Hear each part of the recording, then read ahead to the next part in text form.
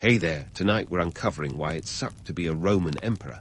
Not the fairy tale of grandeur you might expect, but a harsh reality where power often came with a short lifespan and constant paranoia.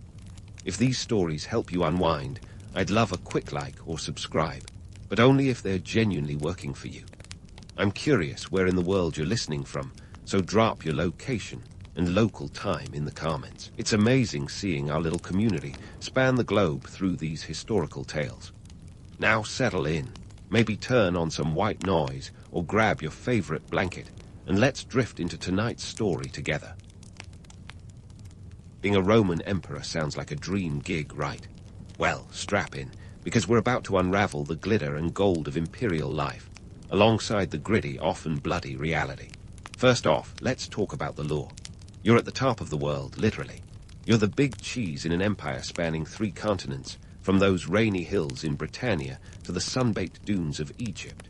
To put it in perspective, that's over 5 million square miles of territory. Imagine having a backyard that size.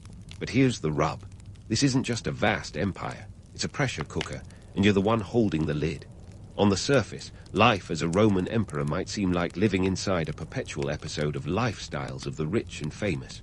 You've got opulent banquets where the wine flows like the Tiber, and the food, well, let's just say peacock tongues and stuffed dormice are on the menu.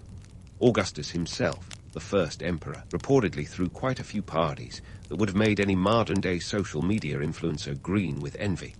Of course, he had a budget to match. Augustus famously boasted that he found Rome a city of bricks and left it a city of marble. And marble doesn't come cheap. Then there's the real estate. Ever heard of the Domus Aurea?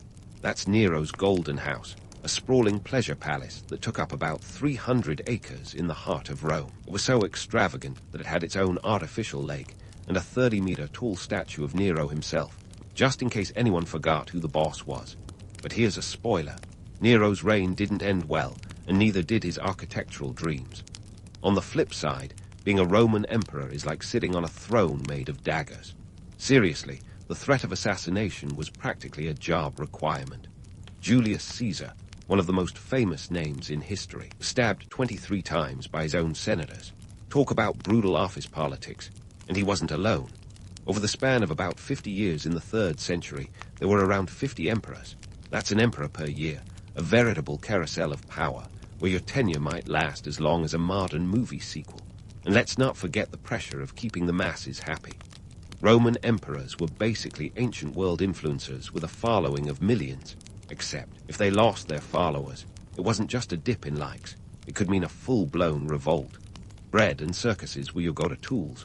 Keep the grain shipments coming to Rome's 1 million citizens, and make sure the Colosseum's games are as thrilling as ever. Gladiator fights, chariot races, Mark C battles, you name it. Failure here could spell disaster faster than you can say, Ave Caesar.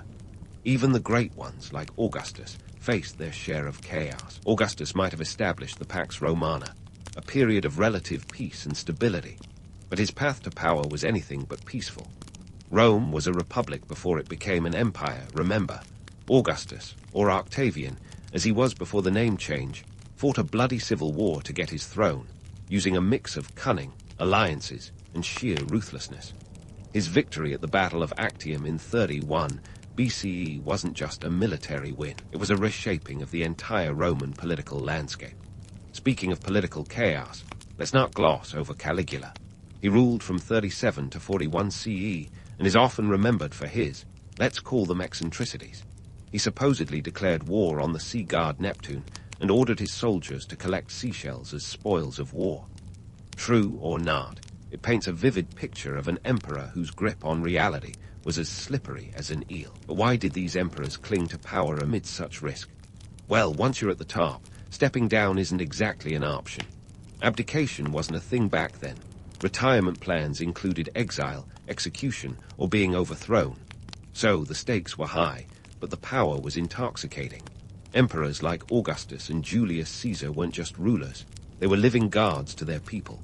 Of course, the allure of absolute power is timeless. Who wouldn't want to wield authority over life and death with a flick of the wrist, to have poets like Virgil and Horace penning verses in your honor? But this power came with strings attached, and those strings were often tied to knives. So there you have it, the myth and reality of Roman emperorship. It's a tale of opulence and danger, legacy and downfall. And if you're thinking it sounds a bit like a Roman soap opera, you're not far off. The emperors weren't just rulers, they were the stars of their own dramatic sagas, with plots that would rival anything on today's streaming services. And that's just the start of our journey into why it sucked to be a Roman emperor. Stay tuned, because the drama is only just beginning. Now, while Roman emperors were busy trying not to get stabbed in the back, they also had the small task of keeping the empire financially afloat.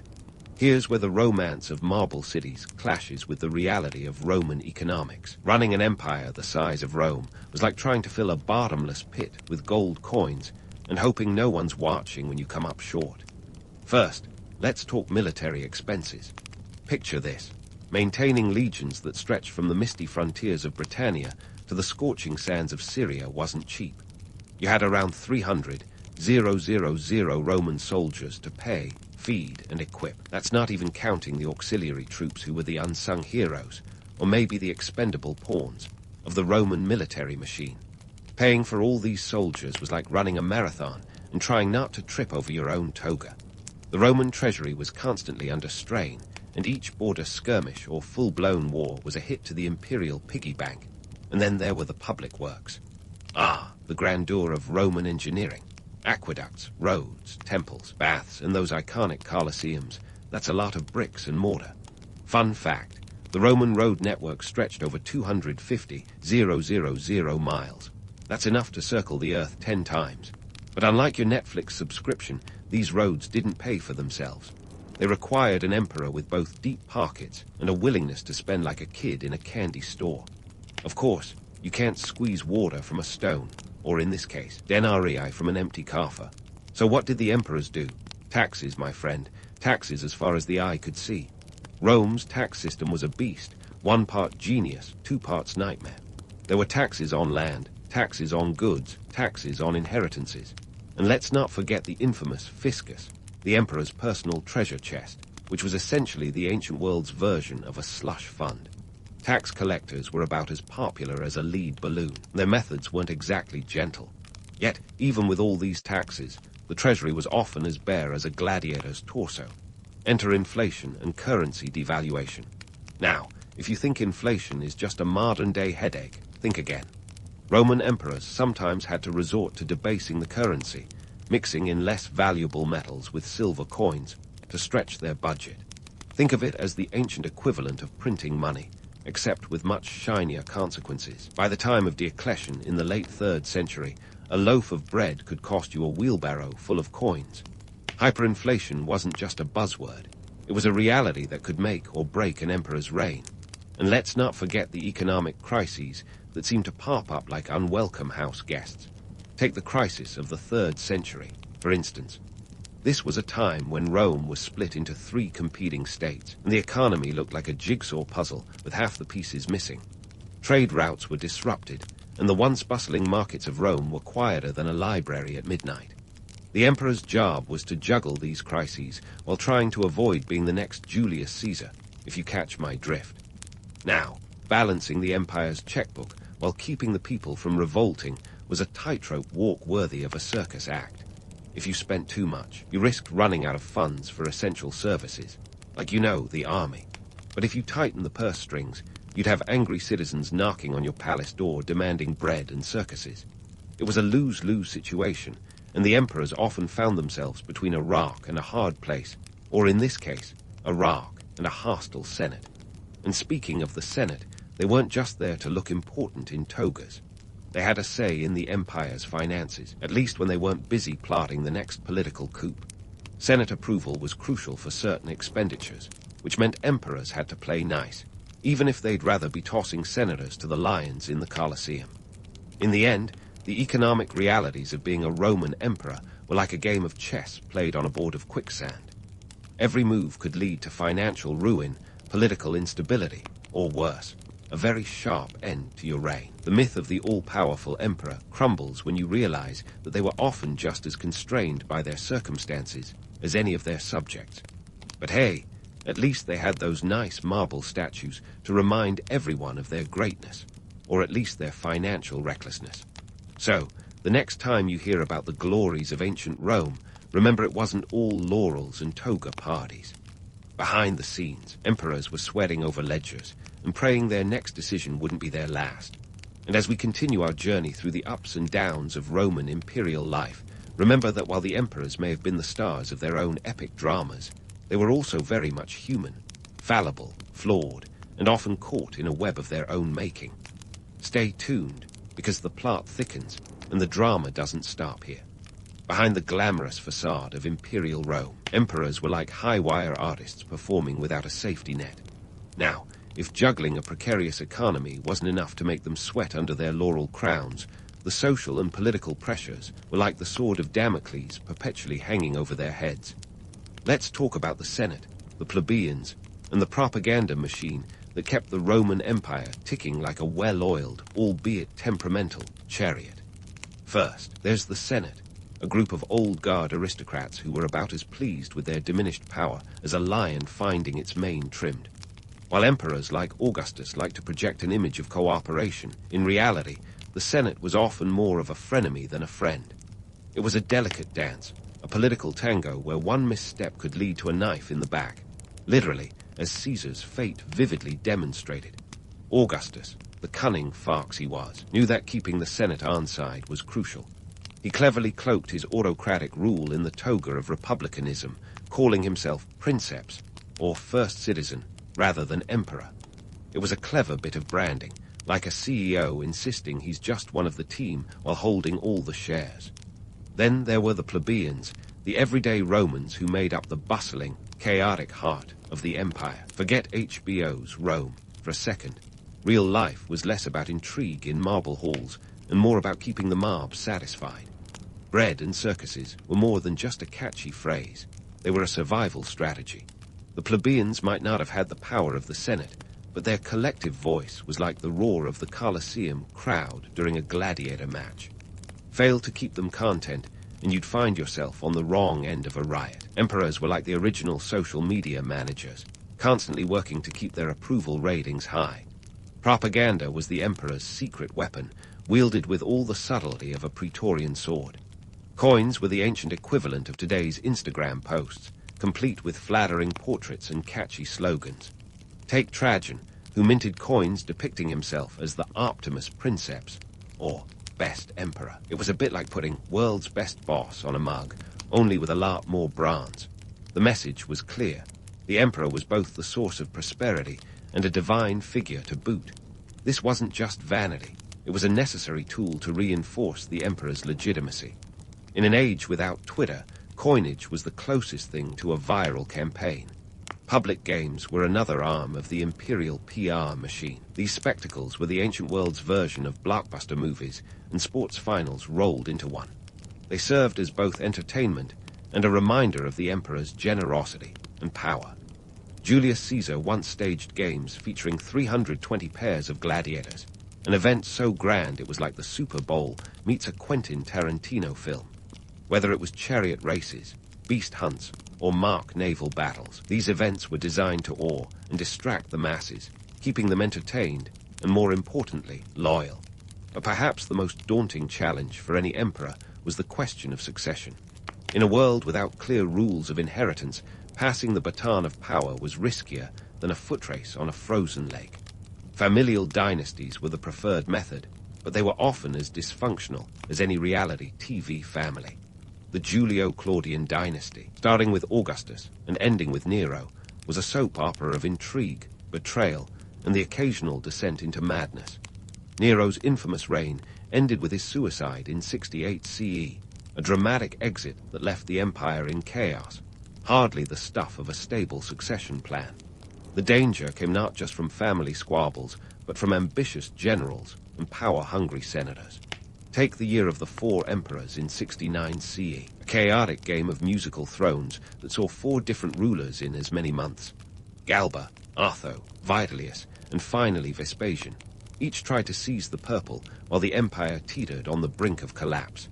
It was a stark reminder that in Rome, the only thing more dangerous than wearing the crown was trying to take it. The Praetorian Guard, supposedly the emperor's elite protectors, were often more kingmakers than bodyguards. Their loyalty was as solid as a sandcastle in a storm, easily swayed by promises of gold or power. More than one emperor found themselves at the sharp end of a Praetorian plot, as they discovered that their protectors could just as easily become their executioners. Emperors who underestimated this threat often found their reigns cut tragically short. In this volatile mix, the role of familial alliances and marriages cannot be overstated. Augustus famously used his daughter Julia as a political pawn, marrying her off strategically to secure alliances. But these alliances were as brittle as papyrus, and personal vendettas often simmered beneath the surface. The history of Rome is littered with the corpses of those who underestimated the lethal cocktail of politics and family drama. Yet despite these challenges, the allure of the imperial throne was irresistible. The emperors, often viewed as gods among men, were drawn to power like moths to a flame, their reigns a testament to both human ambition and the perils of absolute authority.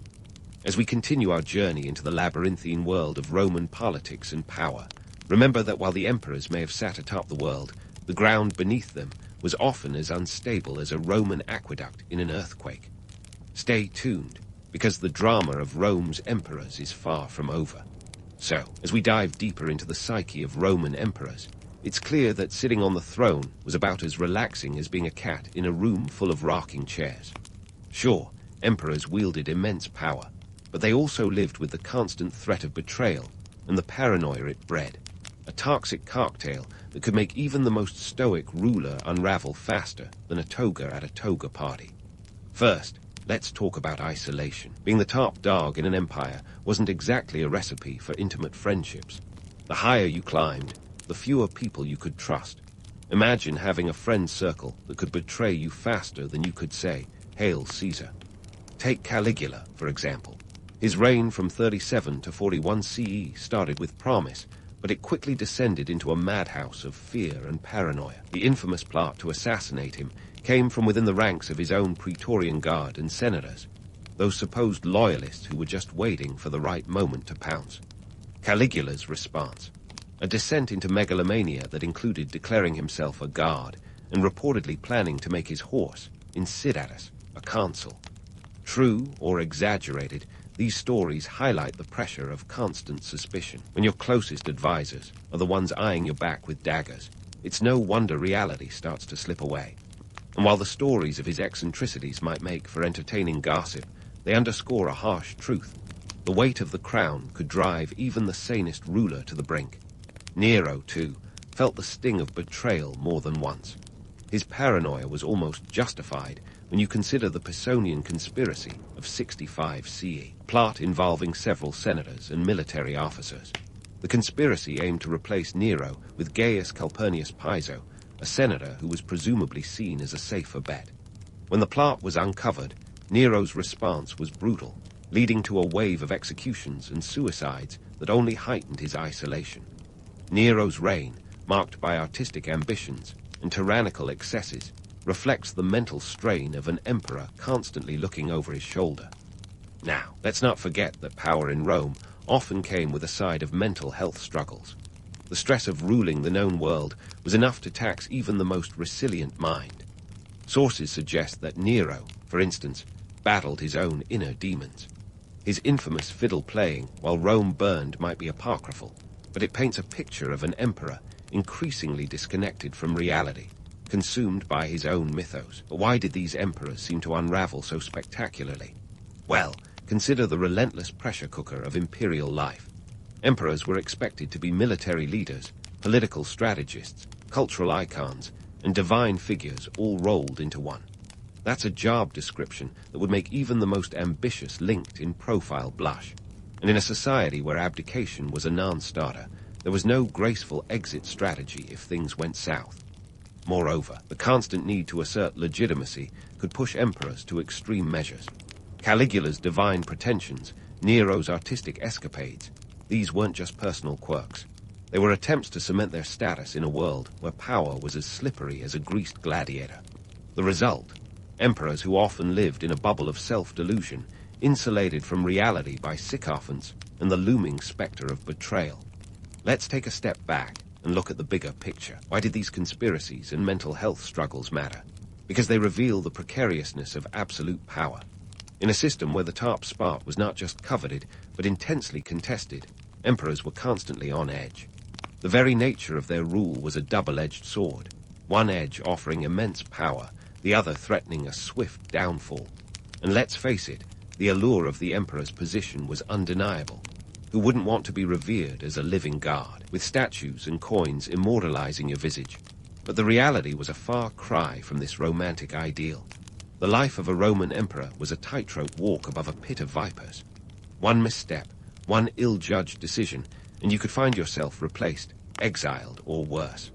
So, while the grandeur of imperial Rome captivates the imagination, the truth is that the burden of the purple cloak was heavy indeed. Roman emperors lived in a world where the line between friend and foe was often blurred, where paranoia was not just a state of mind, but a survival strategy. As we continue to unravel the tangled web of Roman power, remember that behind every storied emperor was a very human struggle against the forces of ambition, betrayal, and their own internal demons. Stay tuned, because the saga of Rome's emperors is a roller coaster ride that only gets wilder from here. We've seen the glamour, we've seen the grit, and there's still more drama left to unfold in the next chapter of our journey through the tumultuous life of a Roman emperor.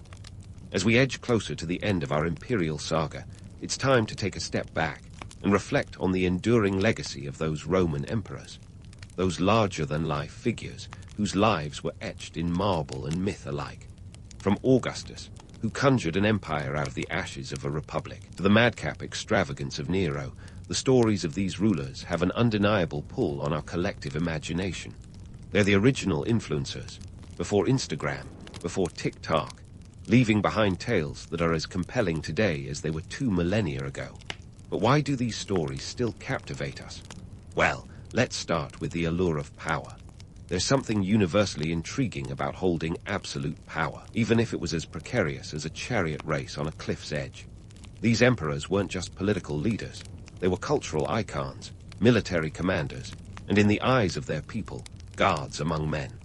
Imagine wielding the kind of influence where your whims could reshape cities or send armies marching across continents. It's a heady mix of ambition and peril that even the most jaded modern observer finds fascinating. Yet, the legacy of these emperors is a cautionary tale about the human cost of ultimate power. Take Augustus, for instance. His reign ushered in the Pax Romana a remarkable 200-year period of relative peace and stability. But this peace came at a cost. The death throes of a republic, the concentration of power in a single hand, and the establishment of a system that would see future emperors rise and fall in a brutal game of political chess. Augustus might have left Rome a city of marble, but he also left behind a system where emperors could be made or unmade in the blink of a senator's eye. And let's not forget the enduring myths. Who doesn't love the story of Caligula's horse being appointed consul? It's a tale that perfectly captures the absurdity and hubris of absolute power, even if it's more fiction than fact. These myths persist because they speak to the dramatic excesses of the emperor's lives, their ability to command not just armies, but the narrative of history itself. Yet, behind these larger-than-life stories lies a stark reality. Being an emperor was about as stable as a house of cards in a hurricane. Fast forward to the present, and we find that the lessons from Rome's emperors are as relevant as ever. Modern leaders, take note, power without accountability can lead to a very public fall from grace. The emperor's tales are a reminder that leadership isn't just about the pomp and circumstance. It's about navigating an ever-shifting landscape of political allegiances, public opinion, and yes, the occasional dagger in the back. It's a sobering thought for anyone tempted by the allure of unchecked power. And let's talk about that human cost. The constant pressure to maintain control, the ever-present threat of betrayal, the isolation that comes with the crown. It's a recipe for mental and emotional turmoil. The very attributes that made these emperors revered in life often led to their downfall. Hubris, paranoia, and the inability to relinquish even a fraction of their authority. These were the Achilles' heels of many a Roman ruler. It's a potent reminder of the dangers of putting one person on too high a pedestal, because the higher the pedestal, the harder the fall. Yet, despite their all-too-human flaws, the legends of Roman emperors continue to resonate. They offer a window into a world where power was absolute, the stakes were high, and the drama was Shakespearean in its intensity. The stories of their triumphs and tragedies provide a mirror for our own times, reflecting both the heights of human ambition and the depths of our failings. As we sift through the ruins of their palaces and the echoes of their decrees, we see that history is not just the story of what was, but a guide to what could be. In the end, the legacy of the Roman emperors is a tapestry of triumph and tragedy, power and peril, myth and reality. It's a story that continues to captivate because it speaks to the very core of human nature, the desire for power, the fear of losing it, and the eternal question of what it means to lead. So, as you drift off with these tales in your mind, remember that while the emperors might have worn the crown, it was the people, the politics, and the passage of time that truly shaped their legacy. And with that, our journey through the rise and fall of Rome's emperors comes to a close. We've seen the glory, the grit, and the grim realities of ruling an empire. The curtain falls on the grand stage of Roman history, but the stories of its emperors live on, a testament to the timeless dance of power and the enduring allure of the past. In the chaos of 12th century Japan, you're not just a daydream away from a life of honor as a samurai. Nope, it's more like being dropped into the middle of a live-action chess game where every piece is armed to the teeth and the board is constantly on fire. You're living in a time when the ruling class is about as stable as a house of cards in a windstorm, and the samurai are just beginning their climb to the top of the social ladder. But before you grab your katana and start swiping, let's dive into the grittier, less romanticized reality of how these warriors came to be. Forget the poetic imagery of noble samurai staring stoically into the distance. The origins of the samurai class are rooted in something a bit more practical. Land. Yes, land. The ultimate real estate gold mine of the Middle Ages. Back in the day, Japan wasn't the unified nation we know today. It was a patchwork quilt of competing clans and provinces, each vying for control of as much territory as possible. Picture the Fujiwara, Terra, and Minamoto clans. These guys were the Kardashians of feudal Japan, constantly jostling for influence and power. Now, here's where it gets interesting. To keep their slice of the pie safe from prying hands, these clans needed muscle, lots of it. Enter the samurai, the brawny enforcers of the day. They were initially hired swords, paid in land and rice rather than cash. And let me tell you, rice was serious business.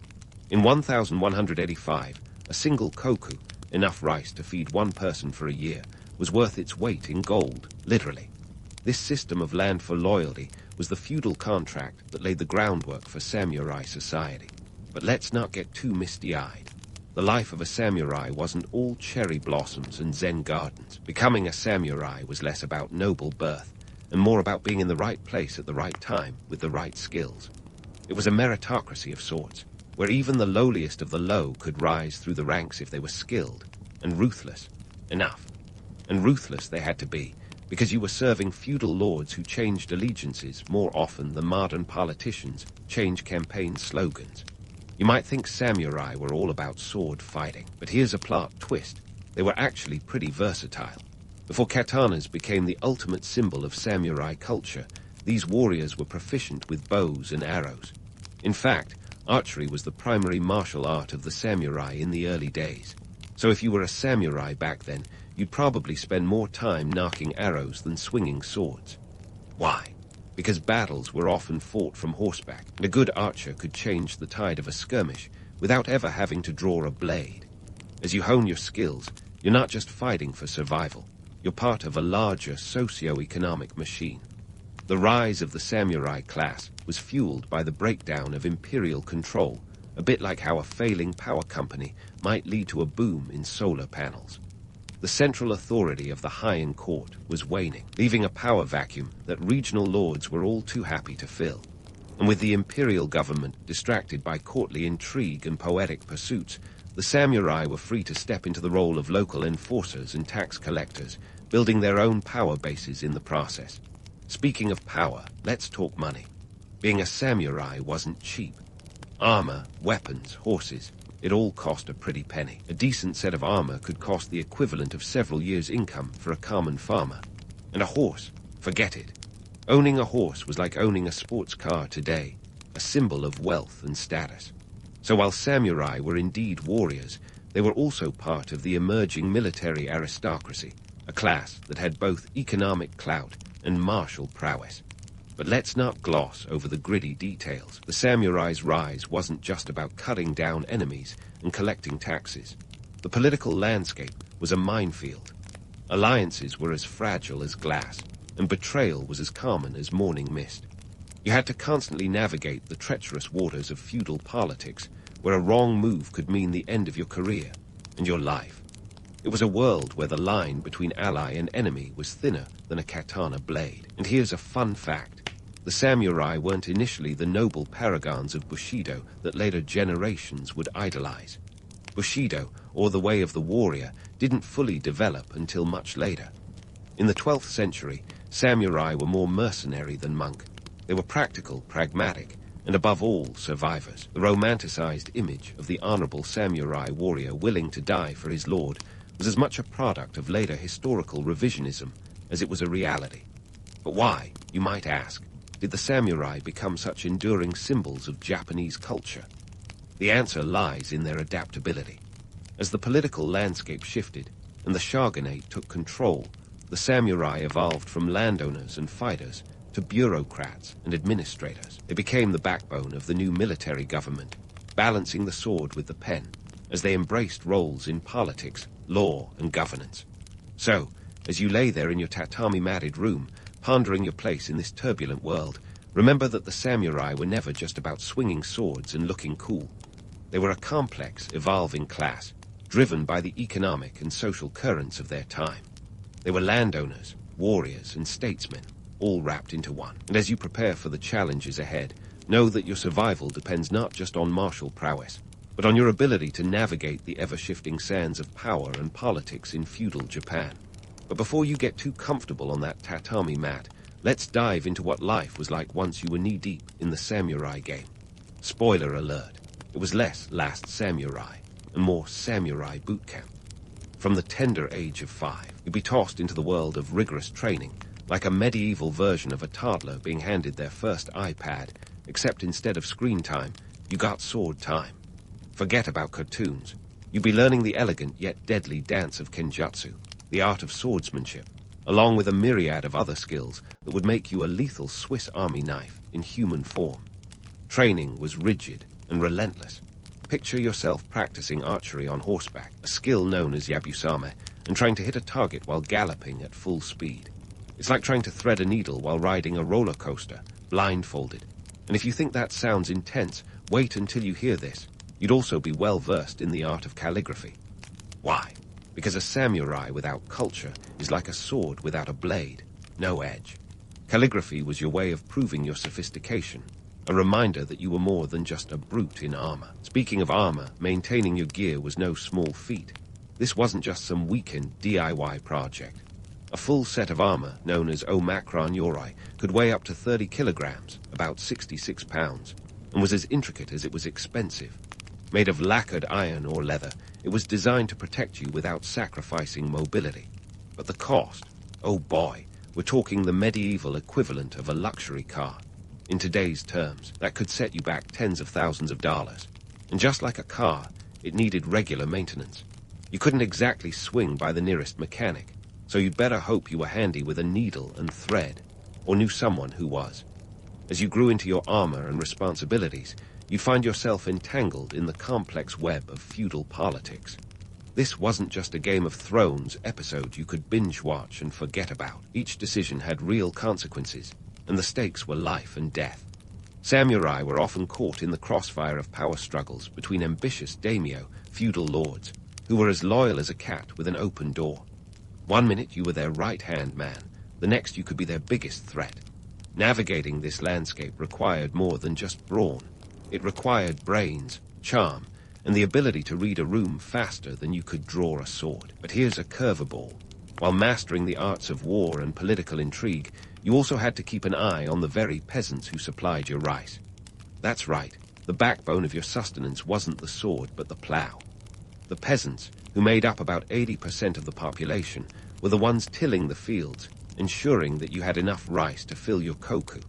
So, while you were busy training and politicking, you also had to play nice with the folks who could quite literally starve you out. And speaking of rice, let's not forget its role as currency. We're talking about a time when cash was as elusive as a ninja in broad daylight.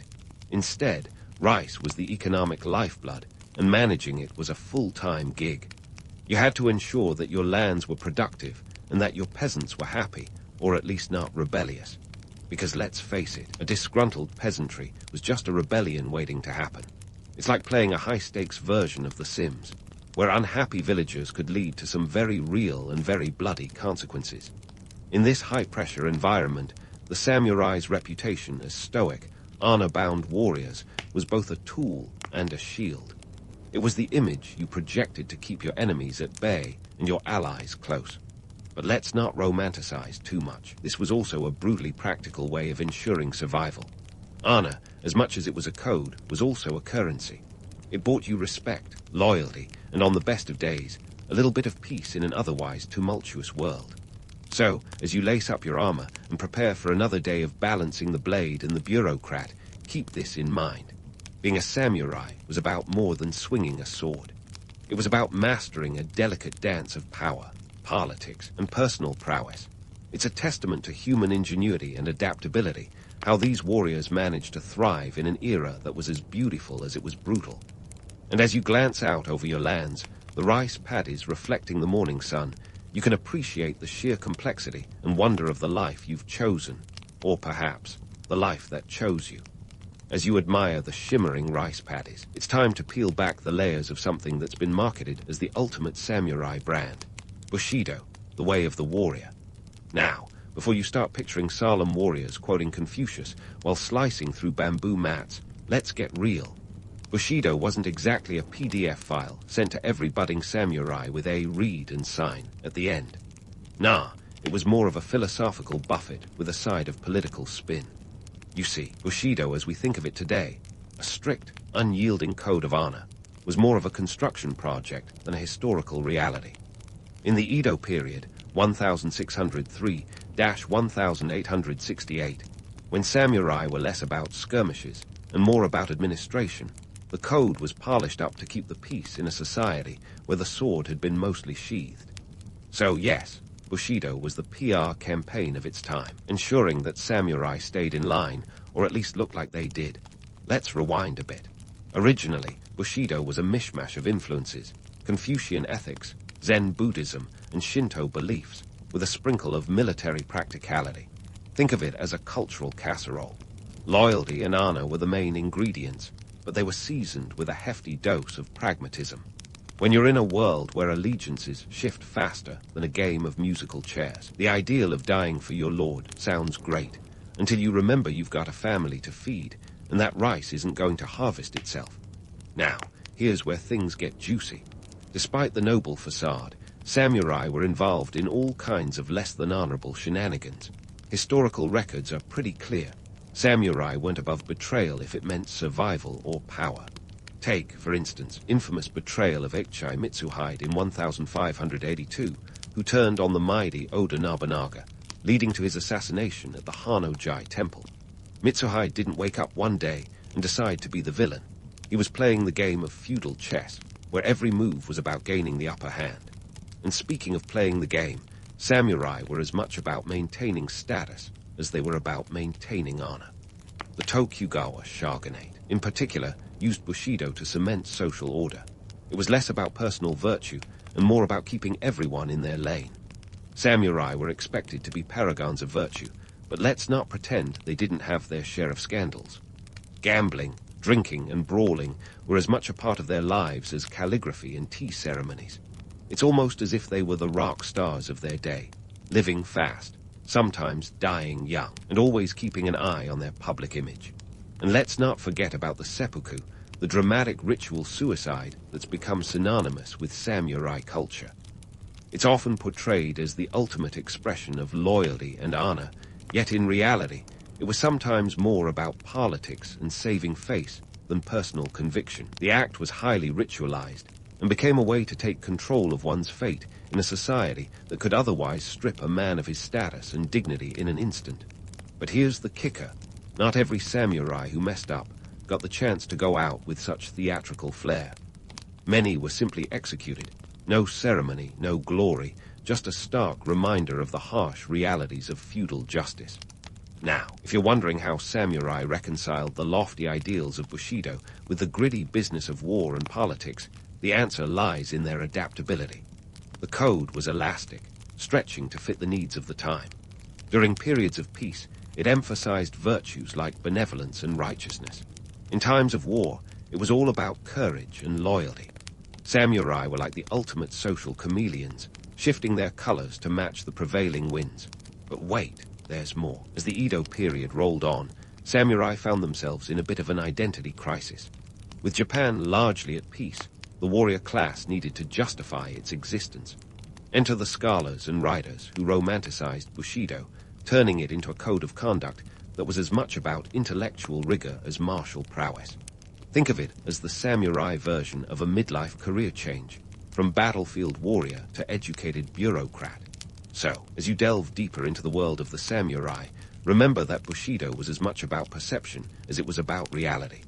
It was a way to maintain order, project power, and most importantly, adapt to the ever-changing landscape of Japanese society. The samurai were not just warriors. They were complex human beings navigating a world that demanded both ferocity and finesse. As you continue to explore this world, keep in mind that the samurai legend, while steeped in honor, is also drenched in the very human qualities of ambition, survival, and adaptability. It's a tale as old as time, where the myths we tell often shine brighter than the truths we live. The samurai, like all of us, were a product of their environment, shaped by the demands of their time and the stories they chose to tell. And as you stand on the edge of those shimmering rice paddies, you're not just looking at a reflection of the past. You're seeing the intricate dance of legend and reality, woven together in a tapestry of history that's as captivating as it is complex. As you stand on the edge of those shimmering rice paddies, gazing into the intricate tapestry of history, let's fast forward to a period where the samurai's world was about as stable as a house of cards in a hurricane. Welcome to the Sengoku period. It's a time when samurai had to sharpen their negotiation skills alongside their blades, for this era wasn't just about slicing through enemies. It was about navigating the treacherous waters of political and economic chaos. Picture this. The Sengoku period, roughly 1467 to 1615, was a free-for-all melee of power grabs, where the term feudal Japan takes on a whole new meaning. It was like one long episode of Game of Thrones, minus the dragons, but with just as much backstabbing and intrigue. The Ashikaga shogunate had lost its grip, and what followed was a century and a half of daimyo duking it out for dominance, each vying to be the top dog in a land fractured into countless fiefdoms. And amidst this chaos, the samurai had to adapt or die. Now, let's talk money. War isn't cheap, and during the Sengoku period, it was downright extortionate. Waging war required serious cash, far more than a few kokus of rice could cover. Think about it. Outfitting an army wasn't just about swords and spears. You needed armor, provisions, and increasingly, firearms. Those were the shiny new toys that everyone suddenly had to have. The introduction of firearms, particularly the matchlock arquebus, changed the game. These weren't just any new gadgets. They could punch through armor like a hot knife through butter, making them a must-have for any self-respecting warlord. The cost of a single matchlock gun was around 200 man, a significant investment when you consider that a day's wage for a laborer was about 16 man. Multiply that by the hundreds or even thousands needed for an army, and you've got yourself a financial headache that not even a samurai accountant could balance. The upkeep of armies and the acquisition of these firearms meant daimyo had to be more than just military strategists. They had to be economic wizards, mastering the art of wealth generation and resource management. And speaking of money, let's not forget the samurai themselves. You might think they were rolling in riches, but in reality, many were perpetually teetering on the brink of bankruptcy. Sure, they had titles and lands, but maintaining their status and funding their retinues drained their coffers faster than a cracked sake barrel. The life of a samurai wasn't just a noble struggle on the battlefield. It was a constant hustle to keep the rice flowing and the creditors at bay. But hey, who needs cash when you've got rice, right? Rice remained the economic backbone, and controlling fertile land was akin to having a money-printing machine. Samurai had to become adept at more than martial arts. They had to master agriculture, ensuring that their lands were productive enough to support their ambitions. This often meant turning a blind eye to the harsh realities of peasant life, where heavy taxation and forced labor were the norm. After all, when your status depends on the grain harvest, empathy takes a backseat to economics. And let's not sugarcoat it. The samurai weren't above a little creative accounting to make ends meet. Some even resorted to piracy, raiding coastal villages and merchant ships to supplement their income. It's a bit like moonlighting as a highwayman, except with more boats and fewer horses. The romantic image of the noble samurai gets a bit tarnished when you consider that they were sometimes more pirate than paragon. But adaptability was the name of the game in the Sengoku period. As power dynamics shifted faster than a samurai could say, seppuku, the ability to read the political landscape became as crucial as wielding a sword. Aligning with the right daimyo could mean the difference between rising to power or being left in the dust. This was a time when allegiances were as solid as sandcastles, and samurai had to be as cunning as they were courageous. Take, for example, the legendary Oda Nobunaga. He wasn't just a military genius. He was a master of psychological warfare and political maneuvering. Nobunaga's embrace of firearms and his innovative battle tactics, like the use of rotating volley fire, revolutionized warfare in Japan. He understood that brute strength alone wouldn't cut it in this new era. You had to outthink as well as outfight your enemies. And then there's the economic aspect of warfare. Wars weren't just fought with swords and guns. They were fought with coin. Controlling trade routes and monopolizing resources became as crucial as battlefield victories. Daimyo who could secure these economic lifelines often found themselves with the upper hand, able to finance larger armies and bribe potential allies. It's a reminder that, in the end, wars are often won in the ledger books as much as on the battlefield. As you contemplate the Sengoku period, it's clear that the samurai's journey was as much about survival in the boardroom as it was about valor on the battlefield. This era forced them to evolve from mere warriors into shrewd politicians and savvy businessmen. They had to navigate a world where the line between friend and foe was thinner than a katana blade, where economic prowess was as vital as martial skill. So as you imagine yourself in the shoes of a Sengoku samurai, remember that your survival depended not just on your swordsmanship, but on your ability to outwit and outmaneuver your rivals in a landscape as volatile as gunpowder. The samurai were not just warriors clad in armor. They were complex strategists, balancing the precarious scales of power and commerce in a time of unprecedented upheaval. And as you prepare to delve deeper into this world, keep in mind that the samurai's tale is far from over. The coming chapters promise more twists and turns, as these legendary warriors continue to navigate the ever-shifting sands of history, adapting to the challenges of their time with the resilience that has made their story endure through the ages. And so, as the echoes of the Sengoku period's chaos fade, we find ourselves in the calm after the storm. The Edo period, a time when the samurai's battlefield roar softened to the rustle of paper and the scratch of ink. This was Japan under the Tokugawa shogunate, where peace was packaged as a national policy, and warriors found themselves with a lot more time on their hands. The Tokugawa clan, thanks to some nifty political maneuvering and a victorious battle of Sekigahara in 1600, managed to consolidate power, ushering in over 250 years of relative peace and prosperity, known as the Edo period. But what happens to a class bred for war when the war drums fall silent? The Tokugawa shogunate was like the ultimate party planner who decided to make peace the theme, and they were strict about the guest list. The samurai, once the rock stars of the battlefield, now had to find a new gig. You'd think they'd be thrilled to trade their swords for scrolls, but it was a bit like asking a professional athlete to swap their jersey for a desk job. Some were naturals, others not so much. The samurai were transformed from warriors into bureaucrats, administrators, and, for some, glorified mall cops. They became the pencil pushers of the shogunate ensuring that the Tokugawa's piece was as smooth as a well-oiled katana blade. This transition wasn't just a career change, it was a seismic shift in the samurai psyche.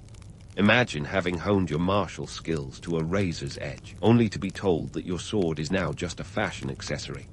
The samurai class, which accounted for about 7% of the population, was suddenly saddled with a surplus of peace and a shortage of purpose. Many samurai were granted stipends, paid out in rice, of course, because currency was still as rare as a quiet tea house in Kyoto. This stipend was supposed to cover their living expenses, but for many, it barely stretched far enough to keep the rice bowls filled. Now, hold on a second. Does this sound like the cushy life? Not quite. The peace enforced by the Tokugawa shogunate meant that samurai stipends were fixed, and with the cost of living marching steadily upwards, like a well-disciplined infantry, many samurai found themselves in financial binds tighter than their armor straps. The economic reality was a harsh wake-up call. A samurai's stipend was often based on his family's historical rank and service, not on current economic needs. So, unless you could grow rice on your tatami mat, you were in for a struggle. To make ends meet, some samurai turned to side hustles, becoming teachers, artists, or even engaging in trade, a practice that was technically beneath their status, but increasingly necessary. Others became ranin, masterless samurai, wandering the land in search of employment or a bowl of rice. The romantic image of the lone ranin, wandering the countryside in search of justice, is compelling, but the reality was often far less glamorous. Many ranin faced poverty and obscurity, not the heroic adventures we see in movies. But despite these challenges, the samurai retained a certain mystique. They were the embodiment of discipline and honor, even if their swords were collecting dust. The Edo period saw the codification and romanticization of Bushido, the way of the warrior, into the cultural fabric of Japan. It was during this time that the samurai spirit was polished to a high sheen, becoming the paragon of virtue and loyalty we often idolize today. Bushido became a cultural touchstone, a way to instill social order and ethical behavior in a society that was rapidly urbanizing and changing. And here's the kicker. While the samurai class was being mythologized, their actual influence was waning. The real power lay with the merchant class, whose economic acumen was as sharp as any katana. The merchants, once considered the lowest rung on the social ladder, became the financial backbone of the Edo period, funding the lavish lifestyles of the daimyo and samurai alike. The irony is rich. Those who were once looked down upon for mere trade now held the economic power to influence society. By the time Commodore Perry's black ships sailed into Tokyo Bay in 1853, the samurai were a shadow of their former selves, ceremonial warriors in a world that was modernizing at breakneck speed.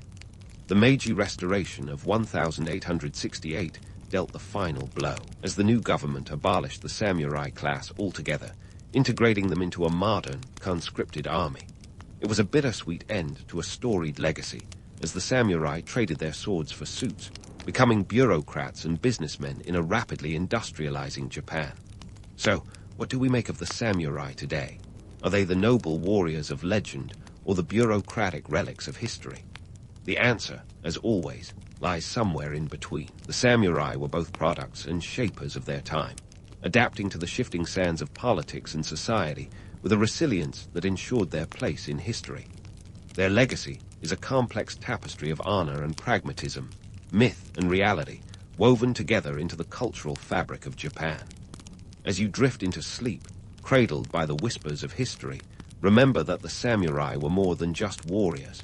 They were a reflection of the human condition, striving for honor and purpose in a world that was constantly changing. Their story, like all great legends, is a reminder that the past is never truly gone, but lives on in the stories we tell and the lessons we learn. And with that, may your dreams be filled with the echoes of katanas clashing and the rustle of parchment, as the samurai continue their eternal watch over the pages of history. The year was 1853, and Japan was minding its own business, or rather, its own isolation, when a fleet of American ships rolled up like the uninvited guest at a party who's here to change the playlist. Enter Commodore Matthew Perry. No, not the guy from Friends, who sailed into Tokyo Bay with 4 ships and a mission to open Japan to the wonders of trade. Now, Perry wasn't exactly subtle. He came bearing gifts, but we're not talking about your typical fruit basket. Oh no, Perry's version of a housewarming present included a miniature steam locomotive, because nothing says, "Let's be friends," quite like a tiny train set. Prior to Perry's grand entrance, Japan had been living in splendid isolation for over 200 years under the Tokugawa shogunate. The country was like a historical hermit crab, comfortably nestled in its shell of tradition and samurai code. But while the samurai were busy perfecting the art of looking cool in armor and wielding swords with intimidating grace, the rest of the world was rapidly industrializing. The shogunate had enforced sakoku, a policy that essentially meant no foreigners allowed, except for a few Dutch and Chinese traders confined to the island of Dejima. This policy was Japan's version of social distancing, centuries before it was cool. Perry's visit was the splash of cold water that woke Japan from its feudal-era nap. His arrival sent shockwaves through the political landscape, akin to a surprise plot twist in a soap opera. The Tokugawa shogunate, which had been ruling Japan since 1603, suddenly found itself in an existential crisis. Here's the deal. Perry's ships weren't just any ships. They were black-hulled steamers, belching smoke and carrying cannons that could turn Edo, modern-day Tokyo, into a pile of rubble faster than you can say Kaneshiwa. This technological disparity was a harsh reminder that Japan was a tad behind the times, like trying to run Windows 95 in a world of iPads. The awkwardness of Perry's visit wasn't just about the gifts or the firepower. It was also about the cultural clash. The Japanese officials were probably scratching their heads, trying to figure out what to do with a miniature train set when they hadn't even laid tracks yet. Meanwhile, Perry was all business, demanding that Japan open its ports for American trade, which to the shogunate was like being asked to hand over the keys to the castle. The shogunate's response was the diplomatic equivalent of "I'll think about it," with a side of "please don't blow us up." Economically, Japan was a bit of a paradox. Despite its isolation, it had developed a complex and self-sufficient economy. Rice was the currency of choice, and the samurai, despite their romantic image, were essentially bureaucrats on a rice salary. But the country's lack of modern industry and technology was becoming glaringly obvious. The arrival of Perry highlighted this gap like a spotlight on a dark stage. The shogunate realized that they needed to catch up, and fast. Perry's visit in 1853 was followed by a return trip in 1854, where he brought even more ships and a determination that bordered on stubborn. This time, the shogunate caved, signing the Treaty of Kanagawa, which opened 2 ports to American ships and effectively ended Japan's isolationist policy. The treaty was less of a negotiation and more of a capitulation, a fact that sent ripples of discontent through the samurai class.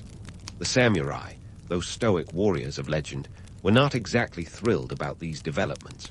The arrival of foreign influence was seen as an affront to their traditional values, and the treaties were viewed as a national humiliation. This discontent would later fuel the fires of the Meiji Restoration, a movement that sought to modernize Japan and restore the emperor to power. But for now, Japan was like a deer caught in the headlights of modernity, blinking at the bright lights of change that Perry's visit had brought. So, as Japan blinked at the headlights of modernity, the script flipped. Enter Emperor Meiji, a teenager with the audacious goal of dragging Japan, kicking and screaming, into the 19th century, or at least into something that wouldn't get laughed off the global stage. It's 1868, and young Meiji is inheriting a nation that's just had its world rocked by Commodore Perry's unwelcome party crash. Picture this, a 15-year-old with the keys to a kingdom that's on the brink of a massive identity crisis. Talk about teenage angst on an imperial scale. But don't let Meiji's age fool you. This kid was no ordinary monarch. He was poised to become the face of Japan's greatest makeover project, the Meiji Restoration. It was like one of those reality TV shows where they gut a house and rebuild it, except the house was an entire country, and the stakes were way higher than a bad Yelp review. The goal: to restore the emperor to power and transform Japan from a feudal backwater into a dazzling beacon of modernization. The starter pistol for this sprint into the future was the Charter Oath of 1868. Think of it as a 5-point manifesto declaring Japan's commitment to enlightenment and innovation. These terms were the Victorian-era equivalent of today's disruption and synergy, buzzwords that promised change without ever specifying the nitty-gritty. The Charter Oath was revolutionary, even if it sounded like the usual political spiel. It called for the establishment of deliberative assemblies, the abandonment of old customs, and the pursuit of knowledge globally. And let's face it, for a country that had been snoozing through the Industrial Revolution, this was like waking up and deciding to run a marathon. The Meiji government wasn't shy about its ambitions. They wanted to emulate Western powers, but with a uniquely Japanese twist.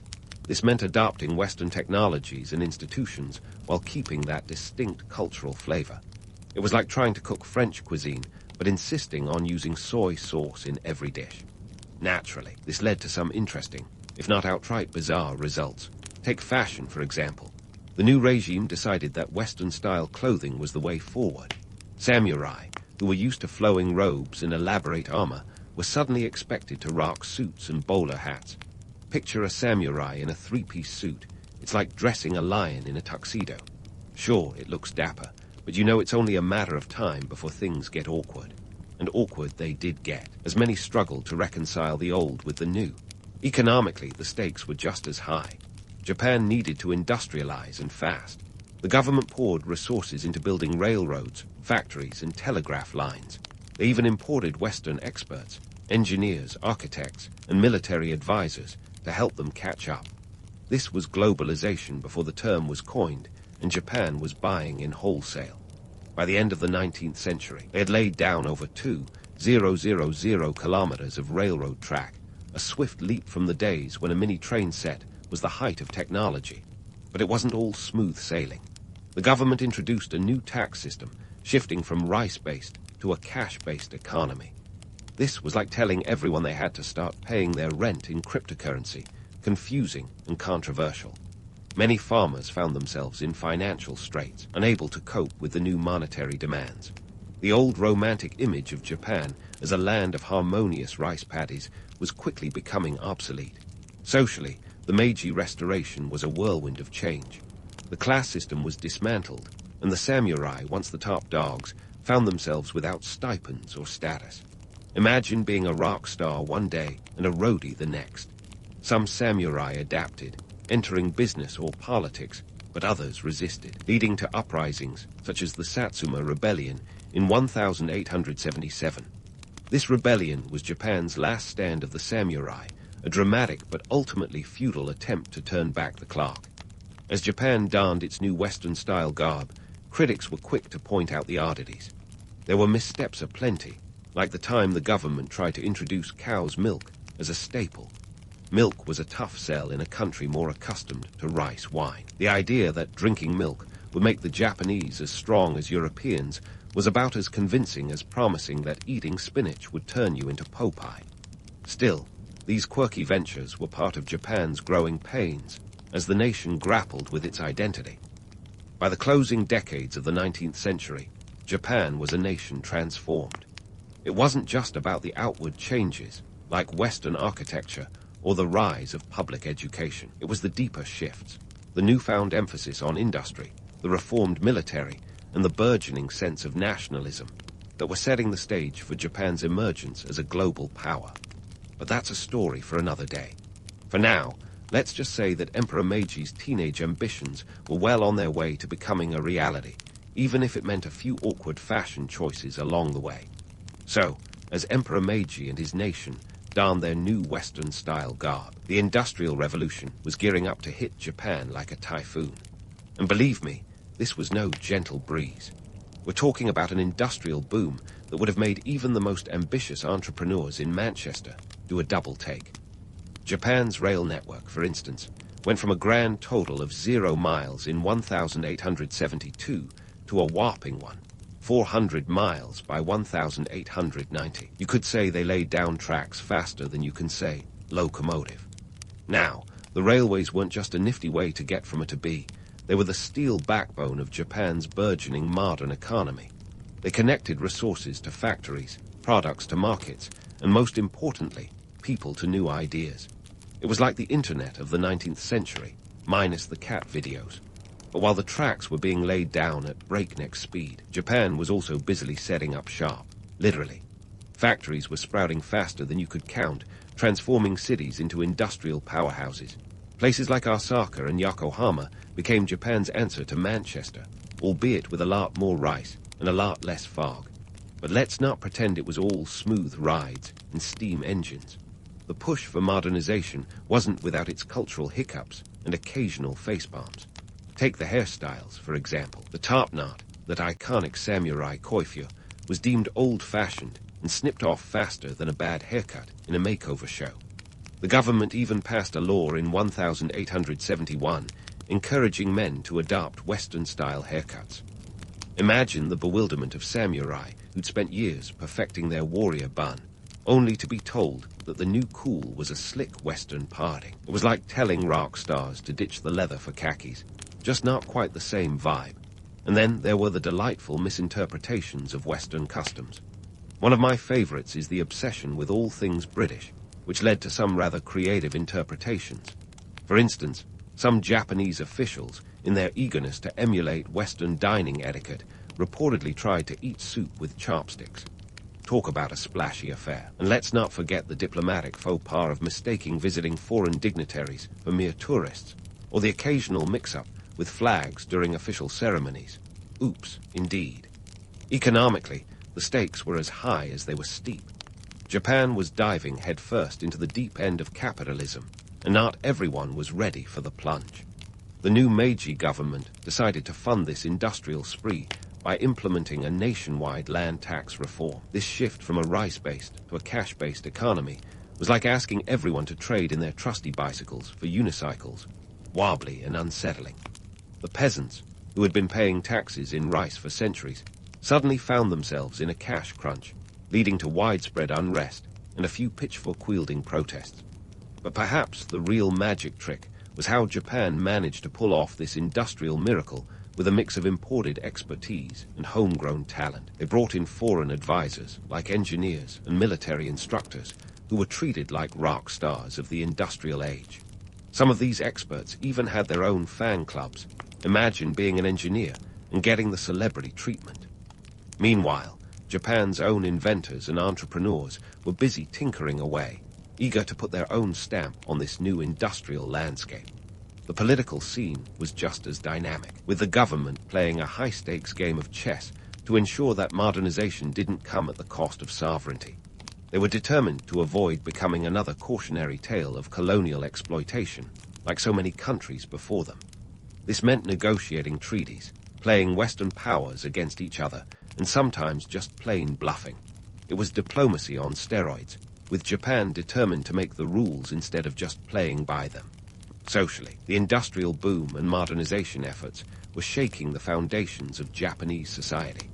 The class system was morphing faster than you could say upward mobility, with merchants and entrepreneurs rising through the ranks, while the samurai class struggled to find their footing in this brave new world. The once revered samurai were now seen as relics of a bygone era, and many had to reinvent themselves as business owners or bureaucrats. It was a bit like waking up to find out that the roles of knights and wizards had been cut from the fantasy genre. Meanwhile, the education system was undergoing a seismic shift. The government instituted compulsory education in 1872, aiming to create a literate population that could read the fine print on all those newfangled Western contracts. By 1900, Japan boasted an impressive literacy rate of over 90%, which was no small feat considering they had started from scratch just a few decades earlier. Schools popped up like mushrooms after a rainstorm, teaching everything from arithmetic to the art of self-discipline, though one wonders if they included a crash course in how to properly use a fork and knife. Amidst all these changes, the sense of national identity was being reshaped and redefined.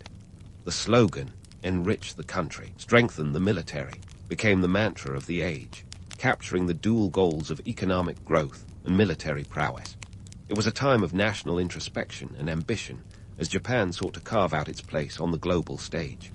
This newfound nationalism was a double-edged sword, fostering a sense of unity while also sowing the seeds of future militaristic expansion, a topic for another day.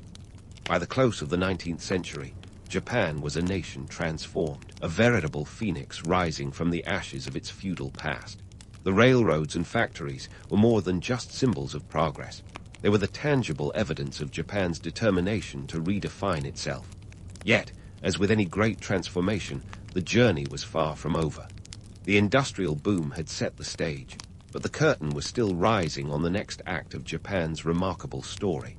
With the momentum of a freight train, the nation was hurtling towards new challenges and opportunities, ready to take on whatever the 20th century might throw its way. But we'll save that for the next chapter of our historical adventure. As Japan accelerated into the 20th century, the country was more than just a sum of its railways and factories. It was a society teetering on the edge of an identity crisis. The Meiji era was like a grand societal experiment, where the samurai swapped their swords for suits and farmers struggled to adapt to a cash economy that felt as foreign as Western etiquette. But let's dive into the nitty-gritty of this social metamorphosis, starting with the 1873 conscription law that flipped traditional roles on their heads. The conscription law was revolutionary. Think of it as Japan's version of mandatory enlistment in the school of hard knocks. Before this, the samurai class had a monopoly on military service. They were the only ones who got to swagger around with swords. But Meiji's government had a different vision, a national army that included everyone, from the rice paddies to the urban sprawl.